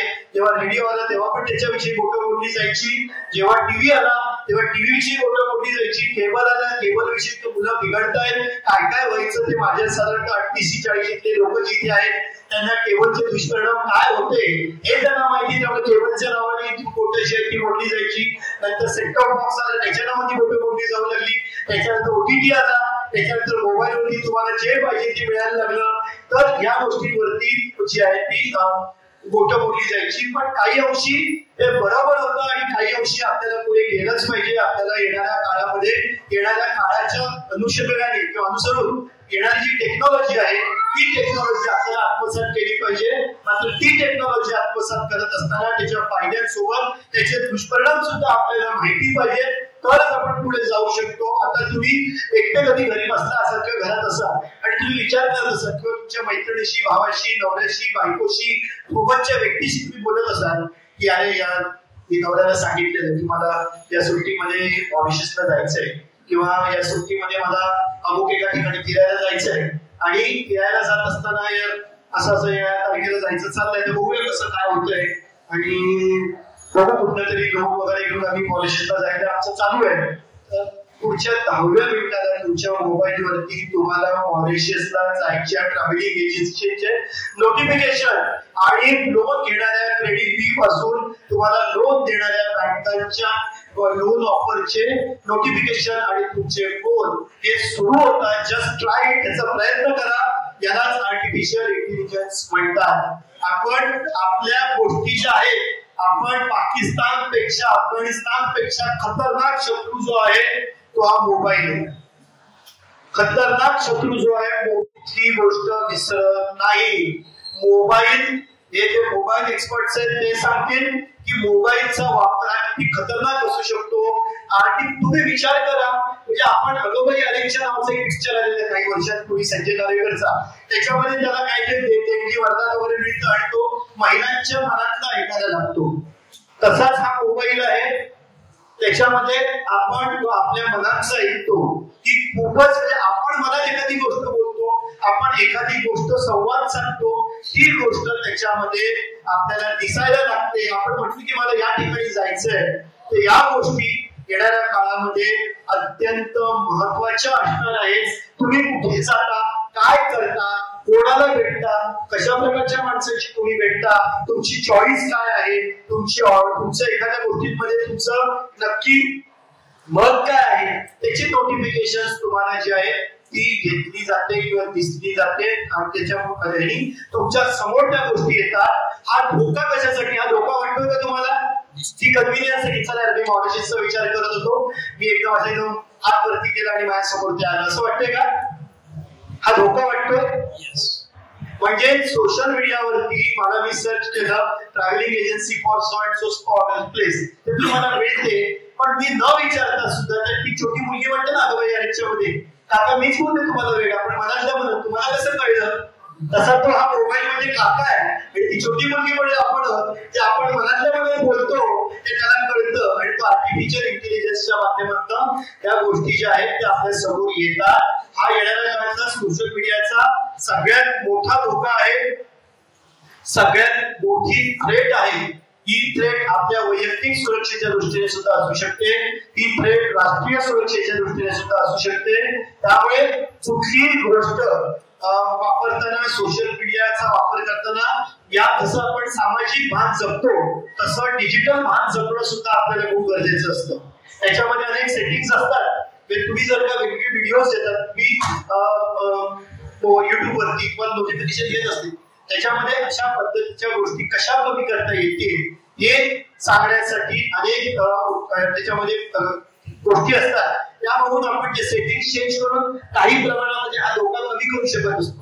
आता हे सांगण्याचं कारण असं की आपल्याला एका मोबाईलच्या सोशल मीडियाच्या माध्यमातून गुगल असेल, विकिपीडिया असेल किंवा अनेक लिंक्डइन असेल, अनेक माध्यमातून हवी ती गोष्ट आपल्याला सोशल मीडियाच्या माध्यमातून, समाज माध्यमांच्या माध्यमातून आपल्या समोर उपलब्ध होते. आता एक छोटस गोष्ट आहे की काल छत्रपती शिवाजी महाराजांचा पुतळा दादरचा, त्याची दुरावस्था होते. त्याच्या पुतळ्याच्या समुद्रावरती 1-2 फुटाची पिंपळाची झाडं उगवली आहेत आणि ती मुलं कशी जाऊन त्याला धोका निर्माण होऊ शकते ही बातमी काल मी करत होतो. आणि ती बातमी करत असताना मला तिथे कोणी सापडत होतं की पुतळ्याची स्थापना ती पाडलं कधी होतं, की पुतळ्याची स्थापना कधी झाली, शिवाजी महाराजांचं स्मारक कधी बनवलं, की गुगलवरती गेलो 2 मिनिटात कळलं 1966 साली स्थापना झाली, हे आणि ही मला ज्ञान मिळालं. पण ह्याच गोष्टी आपल्याला मिळतात, त्याप्रमाणे त्याचे गैरवापर सुद्धा केले जाऊ शकतात. ही फक्त समाज सोशल माध्यम वापरताना ते भान ठेवणं गरजेचं आहे. दुसरी गोष्ट अशी, सोशल मीडियाच्या माध्यमातून आपण खूप जे आहे ते जवळ आलेलो आहोत. आपण म्हणजे अगदी सगळंच घेतलं त्याच्यामध्ये. आपण युट्यूब असेल, आता पूर्वीची पद्धत कशी असायची, आता मी भाषण करतोय, भाषण केलं तर ते भाषण रेकॉर्ड करताना करून मग ते त्याचे वेगळे एडिट करायचं आणि बरीच मोठी प्रोसिजर होती. पूर्वी फोटोग्राफी करणं किंवा फोटो काढणं हा एक सोहळा असायचा आणि फोटोग्राफर म्हणजे त्या सोहळ्यामधलं एकदम जसं नवऱ्या मुलाचा बाप असतो ना तसा असायचं. त्याचे टॅक्टर्स असायचे, त्याचे दाखले असायचे, सहन करावे लागायचे. तो त्याच्या भल्या मोठ्या कॅमेऱ्यातून फोटो काढणार, त्याची रील्स, त्याची रील घेऊन तो त्याच्या स्टुडिओत राजवाड्याला एखाद्या राजवाड्याला त्याची स्वतःची खोली असते, त्याच्यात बसून तो त्याच्या डार्क रूम मध्ये त्याचे फोटो काढणार आणि ते फोटोचा अल्बम तुम्हाला आणून देणार आणि तो अल्बम बघायसाठी तुम्ही त्याच्याकडे 3 फेऱ्या मारणार. अल्बम मला करे 2 दिवस लागतील, अल्बम मला करे परवा येईल, असा त्याचा जो ऍटिट्यूड असायचा. त्याच्यामधून आपण आता सरळ इथपर्यंत आलेलो की फोटोग्राफी. आपण फोटो अर्ध्या सेकंदामध्ये आता तुमचे फोटो मी काढून तुम्हाला देऊ शकतो मोबाईलवरती.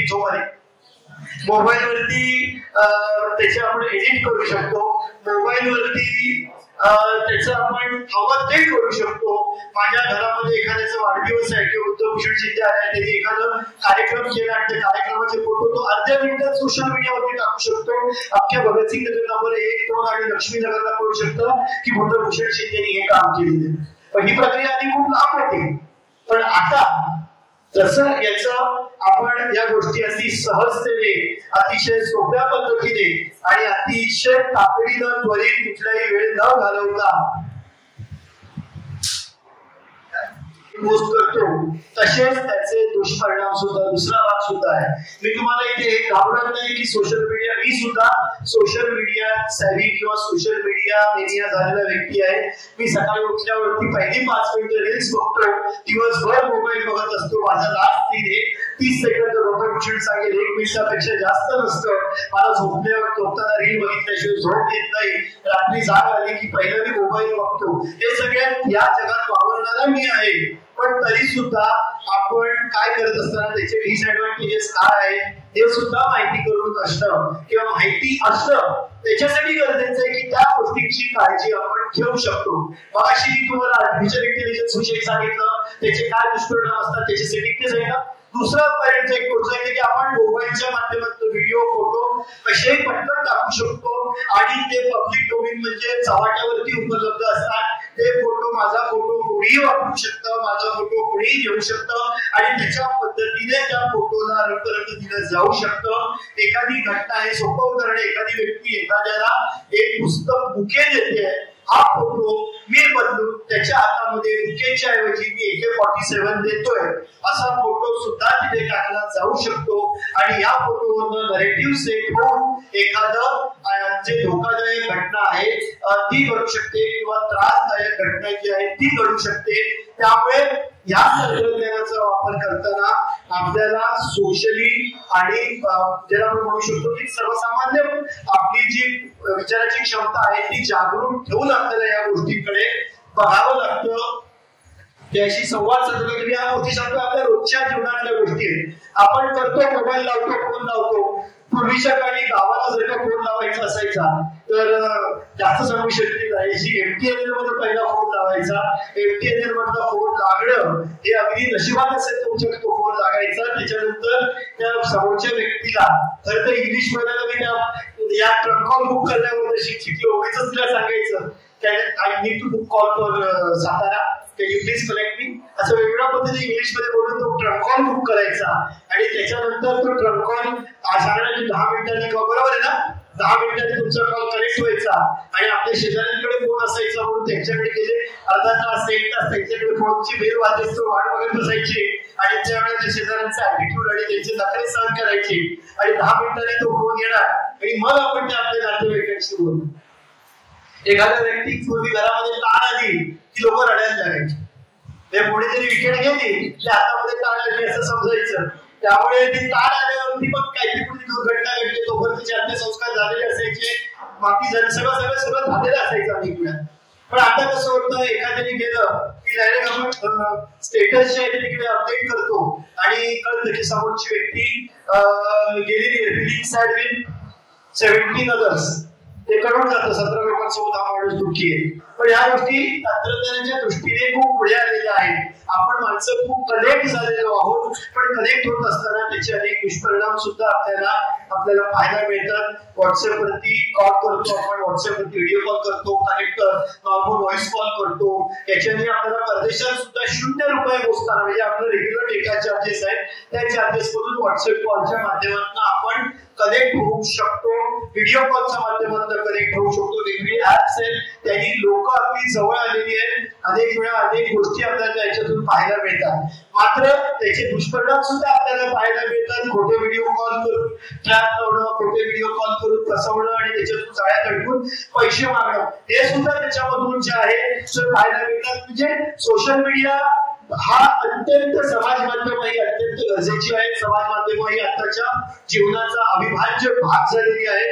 म्हणजे समाज माध्यमांच्या माध्यमातून आपण आता जगतोय. अन्न, वस्त्र, निवारा आणि सोशल मीडिया हे आताचं सगळ्यात महत्वाच्या गरजा आहेत. मगाचपासून मी तुम्हाला सोशल मीडियाचे डिसएडव्हान्टेज सांगतोय. याचाच परिणाम डायरेक्ट आणि इनडायरेक्ट समाजावरती होत असतो, समाज कार्यावरती होत असतो. त्यामुळे या गोष्टींची वापर करताना आपल्याला पूर्णपणे हाताजमा करणं गरजेचं आहे, त्याची काळजी घेणं गरजेचं आहे आणि त्या अनुषंगानेच आपण त्या सगळ्या गोष्टींचा वापर केला पाहिजे. मी सुद्धा घड्याळात बघितले 9 वाजलेले आहेत, त्यामुळे मी फार वेळ घेणार नाहीये. मी इथेच थांबणार आहे. पण तेच सांगताना नाही 9 वाजले कारण आपला 8 ते 9 वेळ होता. तर फार काळजीपूर्वक वापरलं पाहिजे. काळजीपूर्वक त्याचा जो आहे तो वापर आपण केला पाहिजे. शेवटी फक्त कवितेच्या 4 ओळी सांगेन. अवतीभोवती पेटणाऱ्या हिंस्र जंगली, अवतीभोवती पेटणाऱ्या हिंस्र जंगली, ऐटदार पोशाखातली माणसं जंगली. अवतीभोवती पेटणाऱ्या हिंस्र जंगली, ऐटदार पोशाखातली माणसं जंगली. कधी या सूर्य थंड रात जळून खाक होऊन जाईल, कधी पृथ्वी थंड रात होऊन जाईल. पण आताचा हा क्षण केवळ आपला आहे. आताचा हा क्षण केवळ आपला आहे. सामाजिक भान जपून सोशल मीडियाचा वापर हा एकमेव मार्ग मोकळा आहे. हा एकमेव मार्ग मोकळा आहे. धन्यवाद.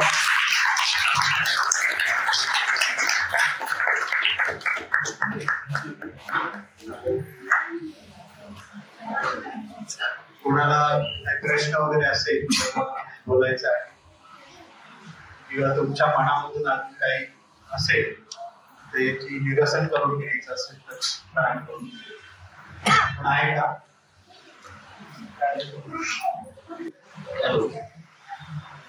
सरांना प्रश्न आहे की अधूनमधून व्हॉट्सअपवरती मेसेज येतात काही त्याच्यावरती गुन्हे दाखल केले जातात पोलीस 65A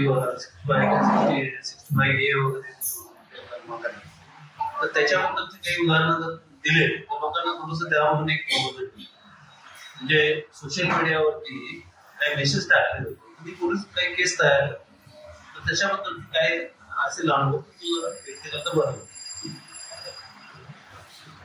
अनुभव तर नक्कीच आहे. सोशल मीडियावरती गुन्हे दाखल होतात. कधी वकील नसल्यामुळे कधी त्याची सेक्शन्स मी सांगू शकणार नाही. पण सोशल मीडियावरती ज्या पद्धतीने मी मगाशी तुम्हाला वांद्र्याचे उदाहरण सांगितलं की सोशल मीडियावरती खोटे मेसेज आले की वांद्र्यावरनं उत्तर प्रदेशात जाणाऱ्या अशा गाड्या सुटणार आहेत. अशा गाड्या सुटणारच नव्हत्या आणि त्यामुळे हजारोच्या संख्येने उत्तर प्रदेशात जाणारे विशेषतः मुस्लिम बांधव वांद्र्यातले तिथे जमले आणि त्याच्यानंतर तिकडे दंगल सदृश्य परिस्थिती निर्माण झाली. काही त्याच्यामध्ये पोलिसांना लाठीचार्ज करणं, सुटूक सोडणं अशा गोष्टी कराव्या लागल्या.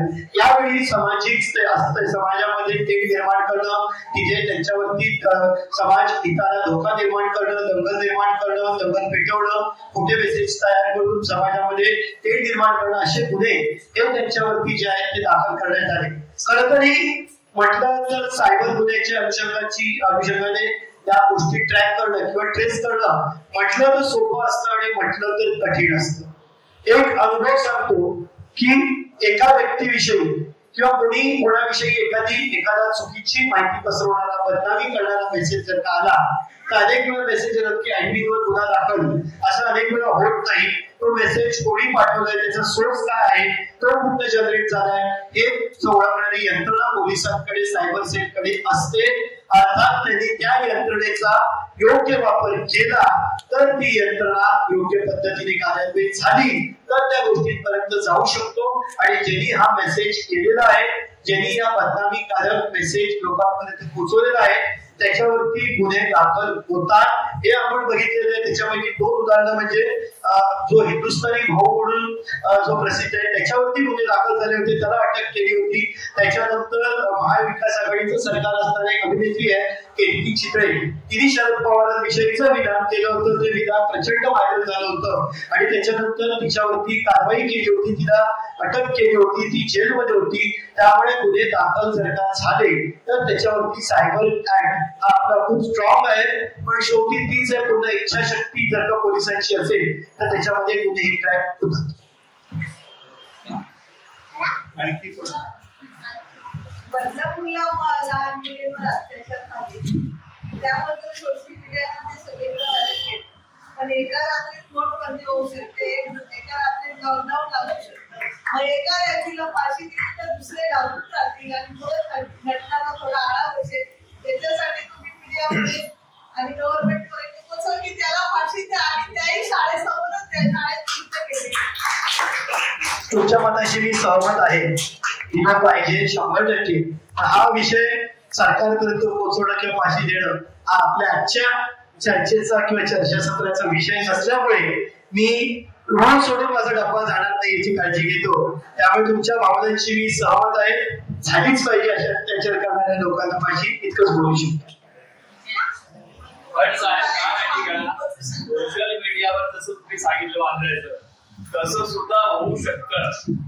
पोलीस मित्र आहे जे सांगा मी खऱ्याचं खोटं आणि खोट्याचं खरं करू शकतो. आपल्याकडे पावर आहे. एखाद्या माणसाला आतमध्ये घेऊन जायचं, बदलवायचं, सांगायचं हे बोल हा चल हो बरोबर आहे. तर असं सुद्धा होऊ शकतं. तर त्या चिंतेला फाशी देण्याची सगळ्यांची आहे. पण फाशी देणं म्हणजे काय? त्यांनी काय गुन्हेगारी केले पण फाशी देणं हा काही प्रकार नाहीये. फाशी देणं एखाद्याला खून केला तर मला फाशी पाहिजे, पण ह्या त्या गोष्टीला फाशी नाही. परंतु माणसांची काय त्यावेळेला ही झाली म्हणून ती सांगतात फाशी द्यावं. पण फाशी देण्याच्या माझा तरी याच्याबद्दल नाही. तुम्ही काय सांगणार ते सांगा. पुन्हा हा माझा विषय नाही सर, त्यामुळे मी या विषयावरती खरंच म्हणजे आपला विषय सोशल मीडिया आणि असल्यामुळे या गोष्टींवरती बोलणं ही मला योग्य प्लॅटफॉर्म असं वाटत. व्हॉट्सअपवरती अनेक पोस्ट येतात तिथे असं. आता जसं तुम्ही सांगितलं तसं ते AI त्या पोस्ट एडिट पण होतात. तर अशी काय टेक्नॉलॉजी किंवा तंत्रज्ञान विकसित होत आहे का किंवा अवेलेबल आहे का की व्हॉट्सअप वरती आलेली पोस्ट जी आहे ती खरी आहे त्याच्यामध्ये कोणी एडिट केलं असं काही तंत्रज्ञान आहे का किंवा भविष्यात असं काही येण्याची शक्यता? कारण जेणेकरून काय होईल, लोक तुम्ही सांगितलं ते अतिशय बरोबर आहे, कोणी आपण वाचतच नाही, फक्त आपण मी कधी एकदा ती बघितली आणि कधी 20 लोकांना मी ती फॉरवर्ड करेन कोणती पोस्ट असो. शक्यतो व्यक्तीच्या माझं मत असं आहे, कुठली पोस्ट तुम्ही वाचा त्याच्यावर स्वतः विचार करा आणि तुमचे व्ह्यूज मांडा. तुमचा प्रश्न थँक्यू व्हेरी मच. मला फक्त त्या गोष्टीचा थोडा आपण डिफरन्स याच्यावरच आपण आपल्या भाषणाची सुरुवात केली होती. व्हर्च्युअल रियालिटी हे व्हर्च्युअल आहे, आभासी आहे की रिअल आहे हे तपासून बघणं ही आपली सगळ्यात महत्वाची समाज म्हणून, समाजाचा एक भाग म्हणून, एक व्यक्ती म्हणून, एक इंडिव्हिज्युअल म्हणून ही आपली जबाबदारी आहे की एखादी गोष्ट ही आपल्या विचारधारेच्या अनुषंगाने किंवा आपल्या विचारधारेच्या विरुद्ध आपण जो विचार करतो त्याच्यासारखी किंवा त्याच्या विरुद्ध दिशेने आहे ती गोष्ट खरी आहे का हे तपासून बघणं ही आपली नैतिक जबाबदारी आहे.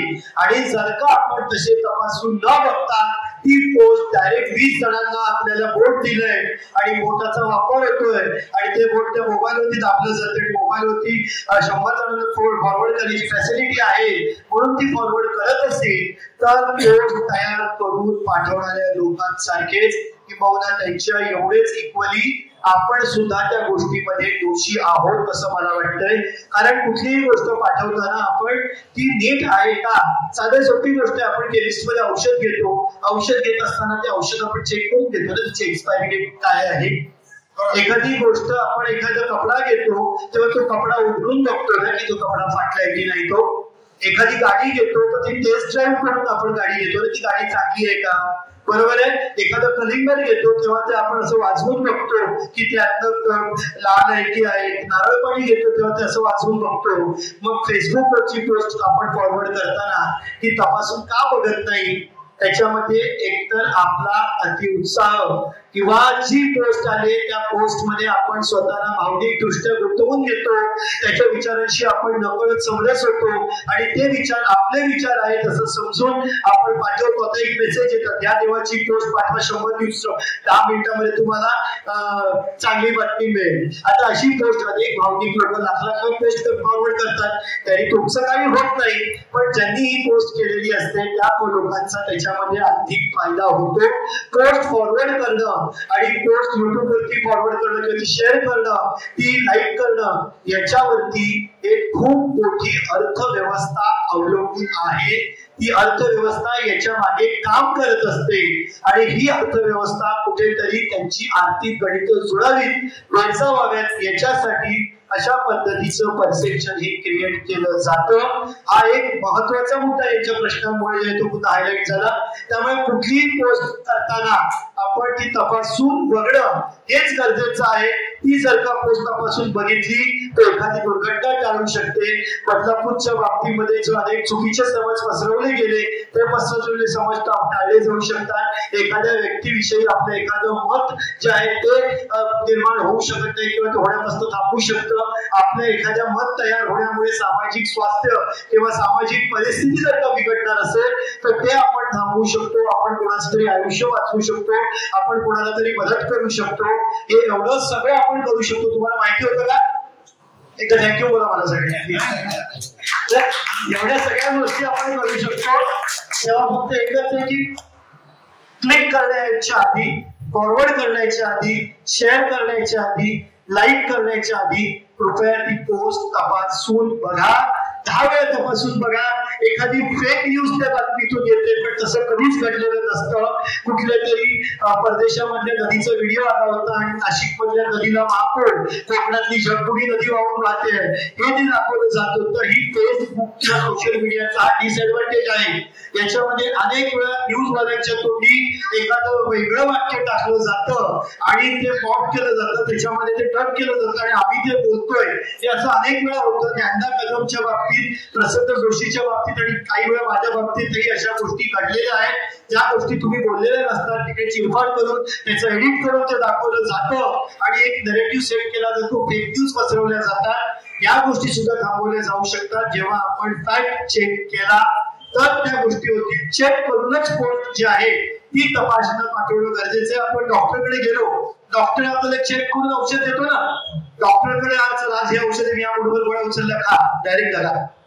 त्यामुळे कुठलीही गोष्ट चेक करून फॉरवर्ड करणं गरजेचं आहे.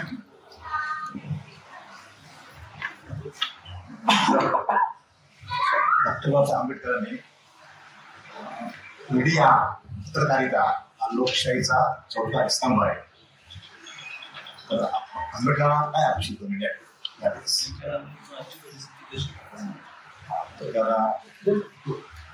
त्यांच्यामध्ये बाबासाहेब पॉझिटिव्ह बोलत होते की मीडिया हा लोकशाहीचा चौथा स्तंभ आहे.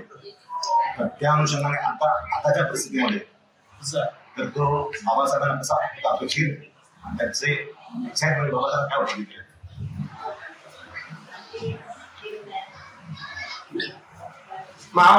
डॉक्टर बाबासाहेब आंबेडकरांनी भारताचं संविधान लिहिलं. त्याला कायदे काय आहे, त्याचं संरक्षण काय आहे.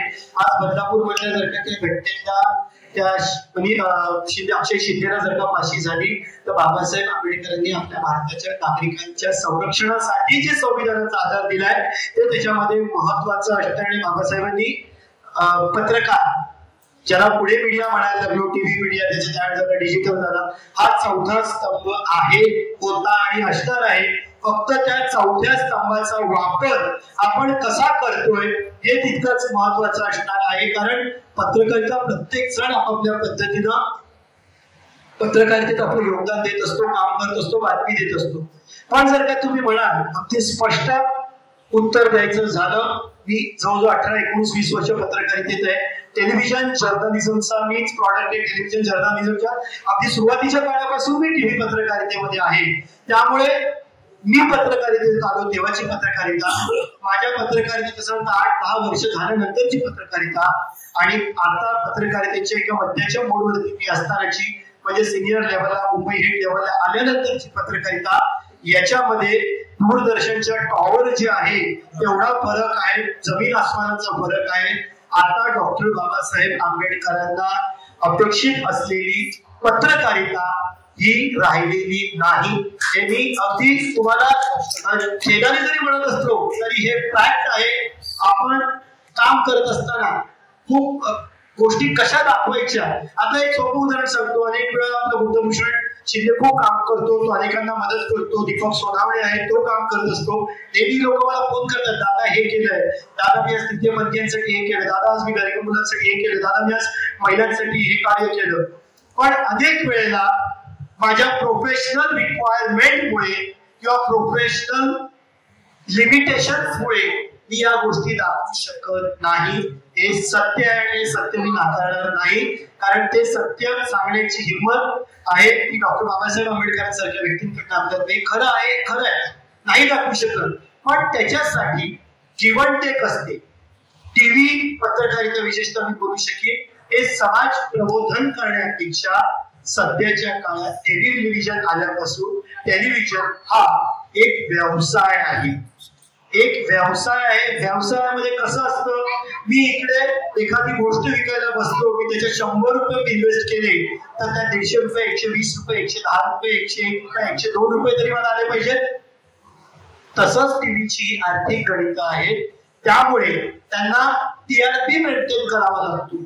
त्याला टीआरपी मेंटेन करणं हे टेलिव्हिजन रेटिंग पॉइंट, आपण तेच रटाळ पॉइंट आम्ही त्याला म्हणतो, तर ते मेंटेन करणं गरजेचं असतं. आज सारखं मुंबईमध्ये, महाराष्ट्रामध्ये 8 मराठी चॅनल्स आहेत, 9 मराठी चॅनल, नवीन एनडीटीव्ही आलं, 9 मराठी चॅनल आहेत. त्याच्यामध्ये सगळे नंबर 1 कोण हे पाहणं महत्वाचं असतं. आणि नंबर 1 जो असेल त्या चॅनलवरती तुम्ही जर का आता टीव्ही 9 बघितलं तर टीव्ही 9 मध्ये येणाऱ्या जाहिरातींची संख्या ही लोकल 18 पेक्षा किंवा झी 24 तासपेक्षा दुपटीने अधिक असते. जो नंबर 1 वरती त्यांना जाहिराती जास्त, त्यांना आर्थिक रेव्हेन्यू त्याला जास्त. मी पेड न्यूज आणि या गोष्टींवरती बोलत नाहीये. मी चॅनलचं जे नैसर्गिक पैसा किंवा रेव्हेन्यू जनरेट करण्याचं मॉड्यूल आहे त्याच्याविषयी बोलतो. कारण त्याच्यामध्ये तुमच्या प्रश्नाचं उत्तर आहे की ज्या चॅनलकडे जाहिराती जास्त, ते चॅनलकडे टीआरपी जास्त, ते चॅनल जास्त लोक बघतात. आणि बातमी लोक कधी बघतात, आज एखादा अंधेरीचा पूल पडला होता, तो तेव्हा मी टीव्ही ऐकला होतो, ती बातमी सगळ्यात आधी जर का माझ्या चॅनलवरती दिसली तर बघणाऱ्या 100 लोकांपैकी 70 लोकही माझ्या चॅनलशी जोडली जातील. हा एक सोपं टीआरपीचं गणित असतं. त्यामुळे अनेक वेळेला चुकीची बातमी दाखवली जाते. ती या जीवघेण्या स्पर्धेमधूनच दाखवली जाते. मी नेहमी म्हणतो, आमच्याकडे मी किती मोठी बातमी दिली ना, म्हणजे आपल्या मराठीमध्ये गावची म्हण आहे, नेहमी शेजारच्याची बायको सुंदर असते. म्हणजे माझी बायको किती सुंदर असते तरी शेजारची ती सुंदर वाटते. माझ्या टीव्हीवरती माझ्या पत्रकाराला कितीतरी सुंदर, कितीतरी महत्वाची आणि कितीतरी लोकांशी जोडणारी बातमी दिली असेल तरी टीव्ही 9 वरती काय आहे हे माझ्या चॅनलला पाहिजे असतं.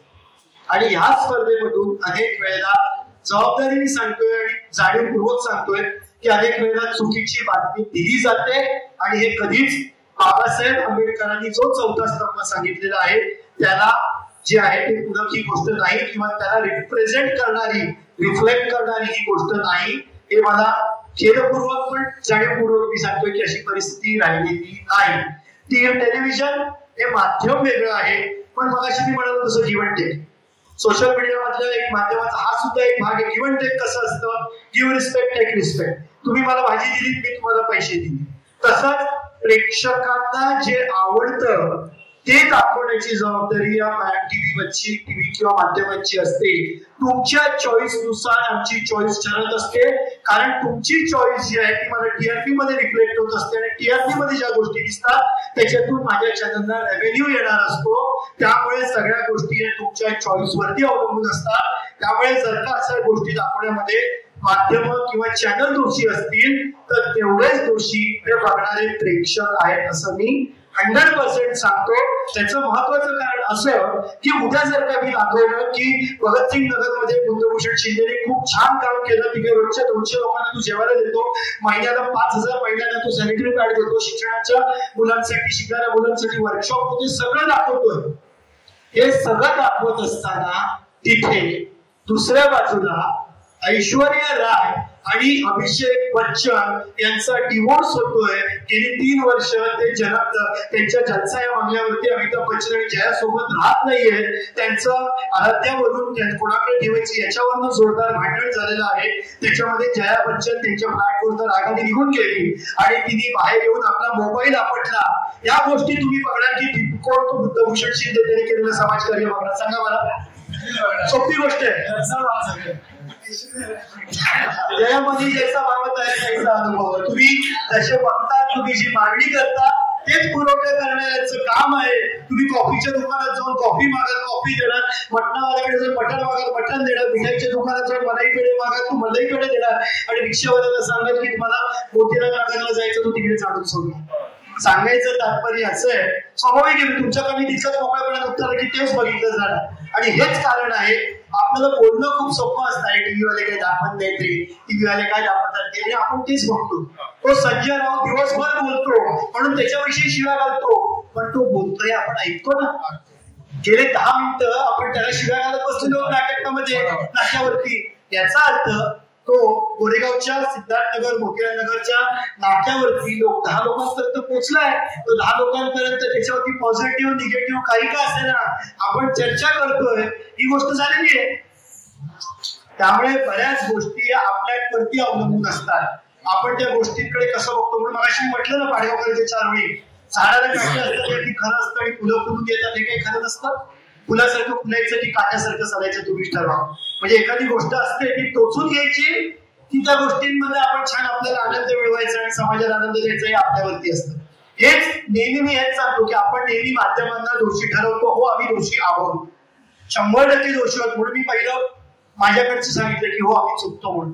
पण ही चूक का होते याचं कारण हे आहे, पहिलं कोणाकडे बघतो. अरे मला पहिली बातमी टीव्ही नाही होतीच, मी टीव्ही नाही बघणार. आपण त्या गोष्टींना कळत नकळत आपल्या सबकॉन्शियस माइंड मध्ये आपण त्या गोष्टी एक्सेप्ट करत असतो. त्या एक्सेप्ट करून त्या आत्मसात करत असतो आणि त्या आत्मसात केलेल्या गोष्टी खऱ्या आहेत असं माइंड सेटअप तयार करतो आणि आपण त्याच गोष्टी तितक्याच आत्मीयतेने, तितक्याच प्रभावीपणे, तितक्याच कॉन्फिडेंटली आणि तितक्याच स्वतःच क्रिएशन असल्यासारखं आपल्या बाजूच्याला सांगतो. आणि आपण तो विषाणू जो कोविड पेक्षा किंवा मंकी पॉक्स पेक्षा जास्त खतरनाक व्हायरस आहे तो आपण पसरवतो. लक्षात ठेवा. त्यामुळे विद्या क्रांतिकारींची कविता आहे, सब घोडे 12%.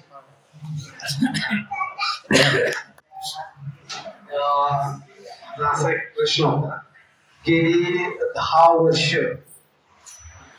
जनमानसामध्ये असा एक प्रश्न मीडियाच्या माध्यमातून निर्माण झालाय, गोदी मीडिया. एक हा पत्रकारांचा विशिष्ट असे पत्रकार आहे, त्यांच्या विरोधात जो गोदी मीडिया हा जो शब्द प्रचलित झालेला आहे त्याचे जनमानसावर दुष्परिणाम काय, हा एक भाग झाला. आणि 5 ते 7 वर्षापूर्वी मी एक महाराष्ट्रातल्या एका मोठ्या राजकीय पक्षाच्या मोर्चामध्ये सहभागी झालो होतो. सहभागी झाला असताना त्या राजकीय पक्षाचा एक कार्यकर्ता समोर असा रेल्वे ब्रिज होता, त्या ब्रिजवर काही पत्रकार बांधव होते, कॅमेरा घेऊन ते मोर्चा कव्हर करत होते. ते कव्हर करत असताना तो कार्यकर्ता बोलला, हा जो आमचा राजाचा तो संध्याकाळी टीव्हीला आला नाही, जर आला नाही तर तुम्हाला संध्याकाळी पाकिट मिळणार नाही. हे सगळं कुठून येतं, काय सविस्तर सगळ्या दोन्ही यांचं अभिनंदन करायला खूप छान मुद्दा मांडले.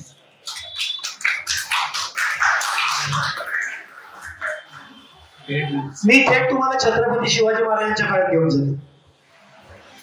छत्रपती शिवाजी महाराजांचे मावळे हे स्वराज्याच्या रक्षणासाठी, स्वराज्याच्या उशिंद्याच्या रक्षणासाठी आणि स्वराज्य उभं करण्यासाठी लढत होते की नाही लढत? शेकडो मावळे, हजारो मावळे होते, लढत होते की नाही सर? आपल्या समोर आदर्श होते, मावळे लढतायत, स्वराज्यासाठी करतायत, पण त्याच मावळ्यांमध्ये आताच्या बोटांवरती मोजणारे 5, 10, 50 मावळे होते जे खानाला फितूर होत होते. होते की नाही? आपण मावळे म्हणताना समस्त मावळ्याचा उल्लेख करतो, पण त्या मावळ्यांमध्ये सुद्धा फितूर होणारे मावळे असतात हे आपण सोयीस्कररित्या विसरतो. आणि तेच 4-5 मावळे ते सुद्धा मावळेच असतात आणि जीवाची बाजी लावून लढणारे सुद्धा मावळेच असतात. आणि त्या 4 मावळ्यांमुळे आपण राहिलेल्या सगळ्या 4 मावळ्यांचं नाव खराब करतो. असं नाही झालं पाहिजे. प्रत्येक ठिकाणी चांगले वाईट ही प्रवृत्ती ही असतेच असते आणि त्या प्रवृत्तीचं जे कॅरेक्टरायझेशन असतं किंवा त्याची बॉर्डर लाईन असते ती खूप ठळकपणे तुमच्यासारख्या जाणकार माणसांमध्ये आहे.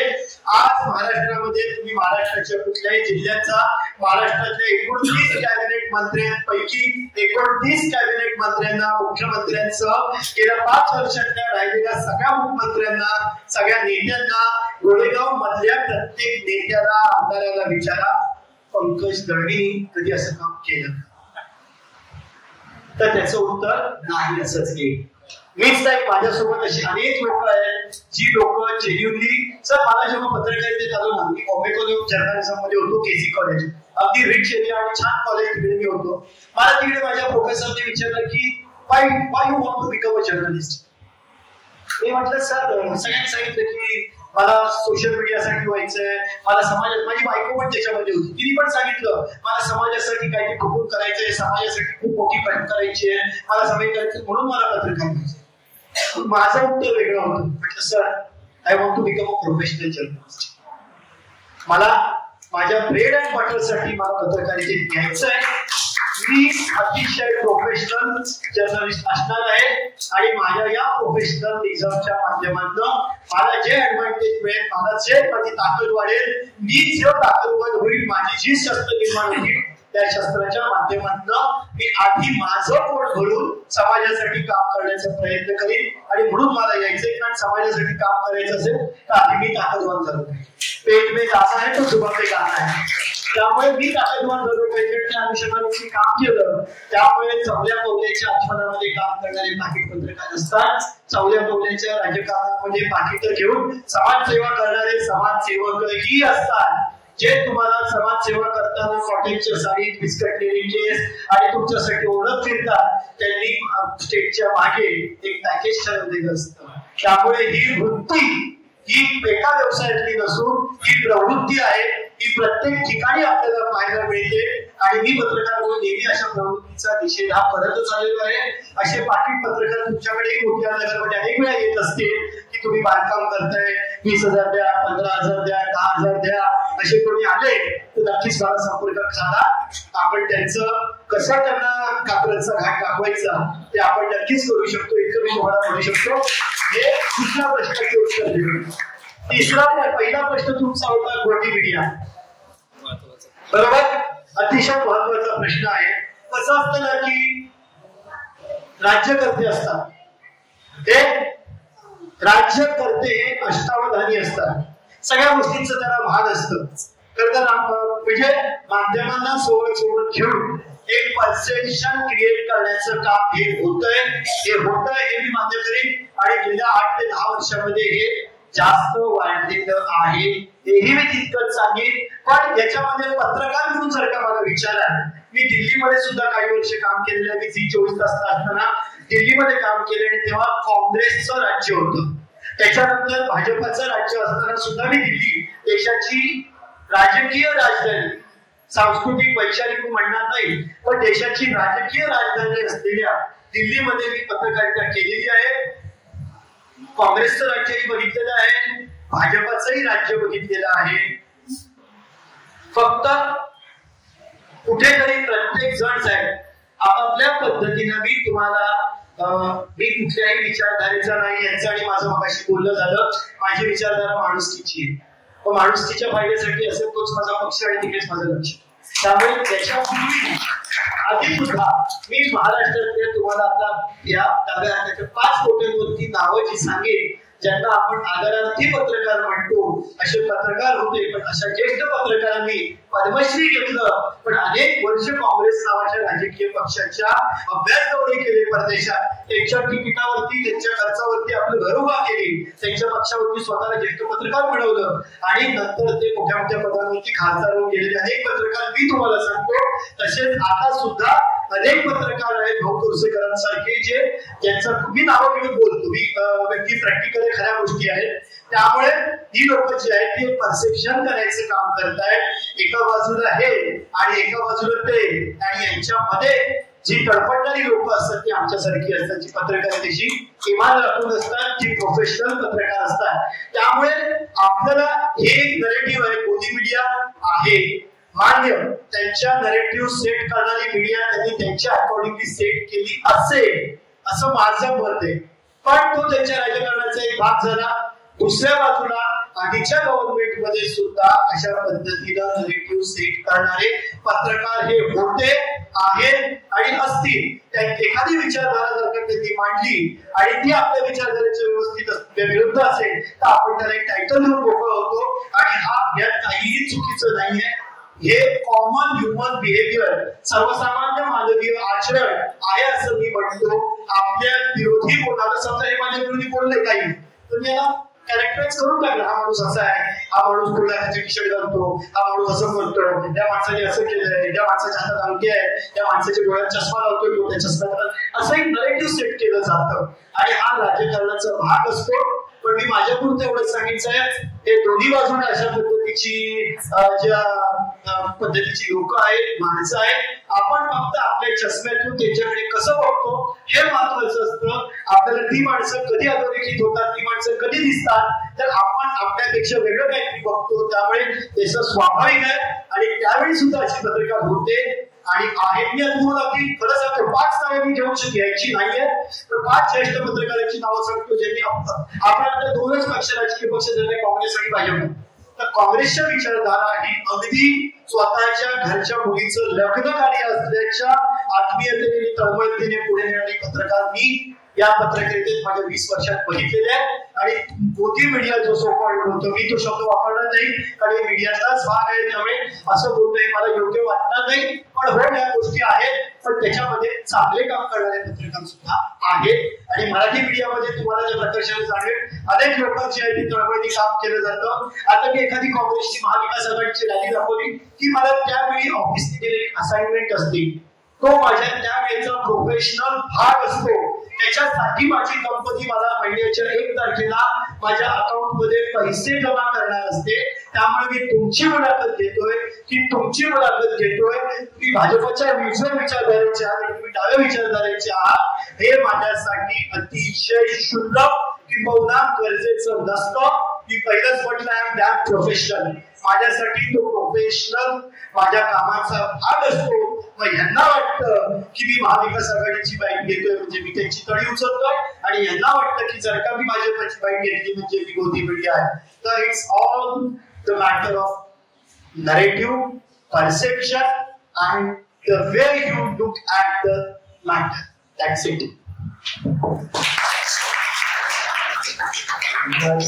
खूप सुंदर आणि सोप्या भाषेमध्ये तुम्ही उदाहरणासहित आजचा विषय संपवलेला आहे. प्रश्न संपलेले आहेत आणि संपावे असं पण एक वेळ झालेली आहे. तर आता मी सरांना श्रावस्ती बुद्ध सांस्कृतिक केंद्राच्या अध्यक्षांना सरांचं एक छोटस फुलाची पाकळी देऊन त्याचं ते आभार व्यक्त करूयात आपण सर्वजण.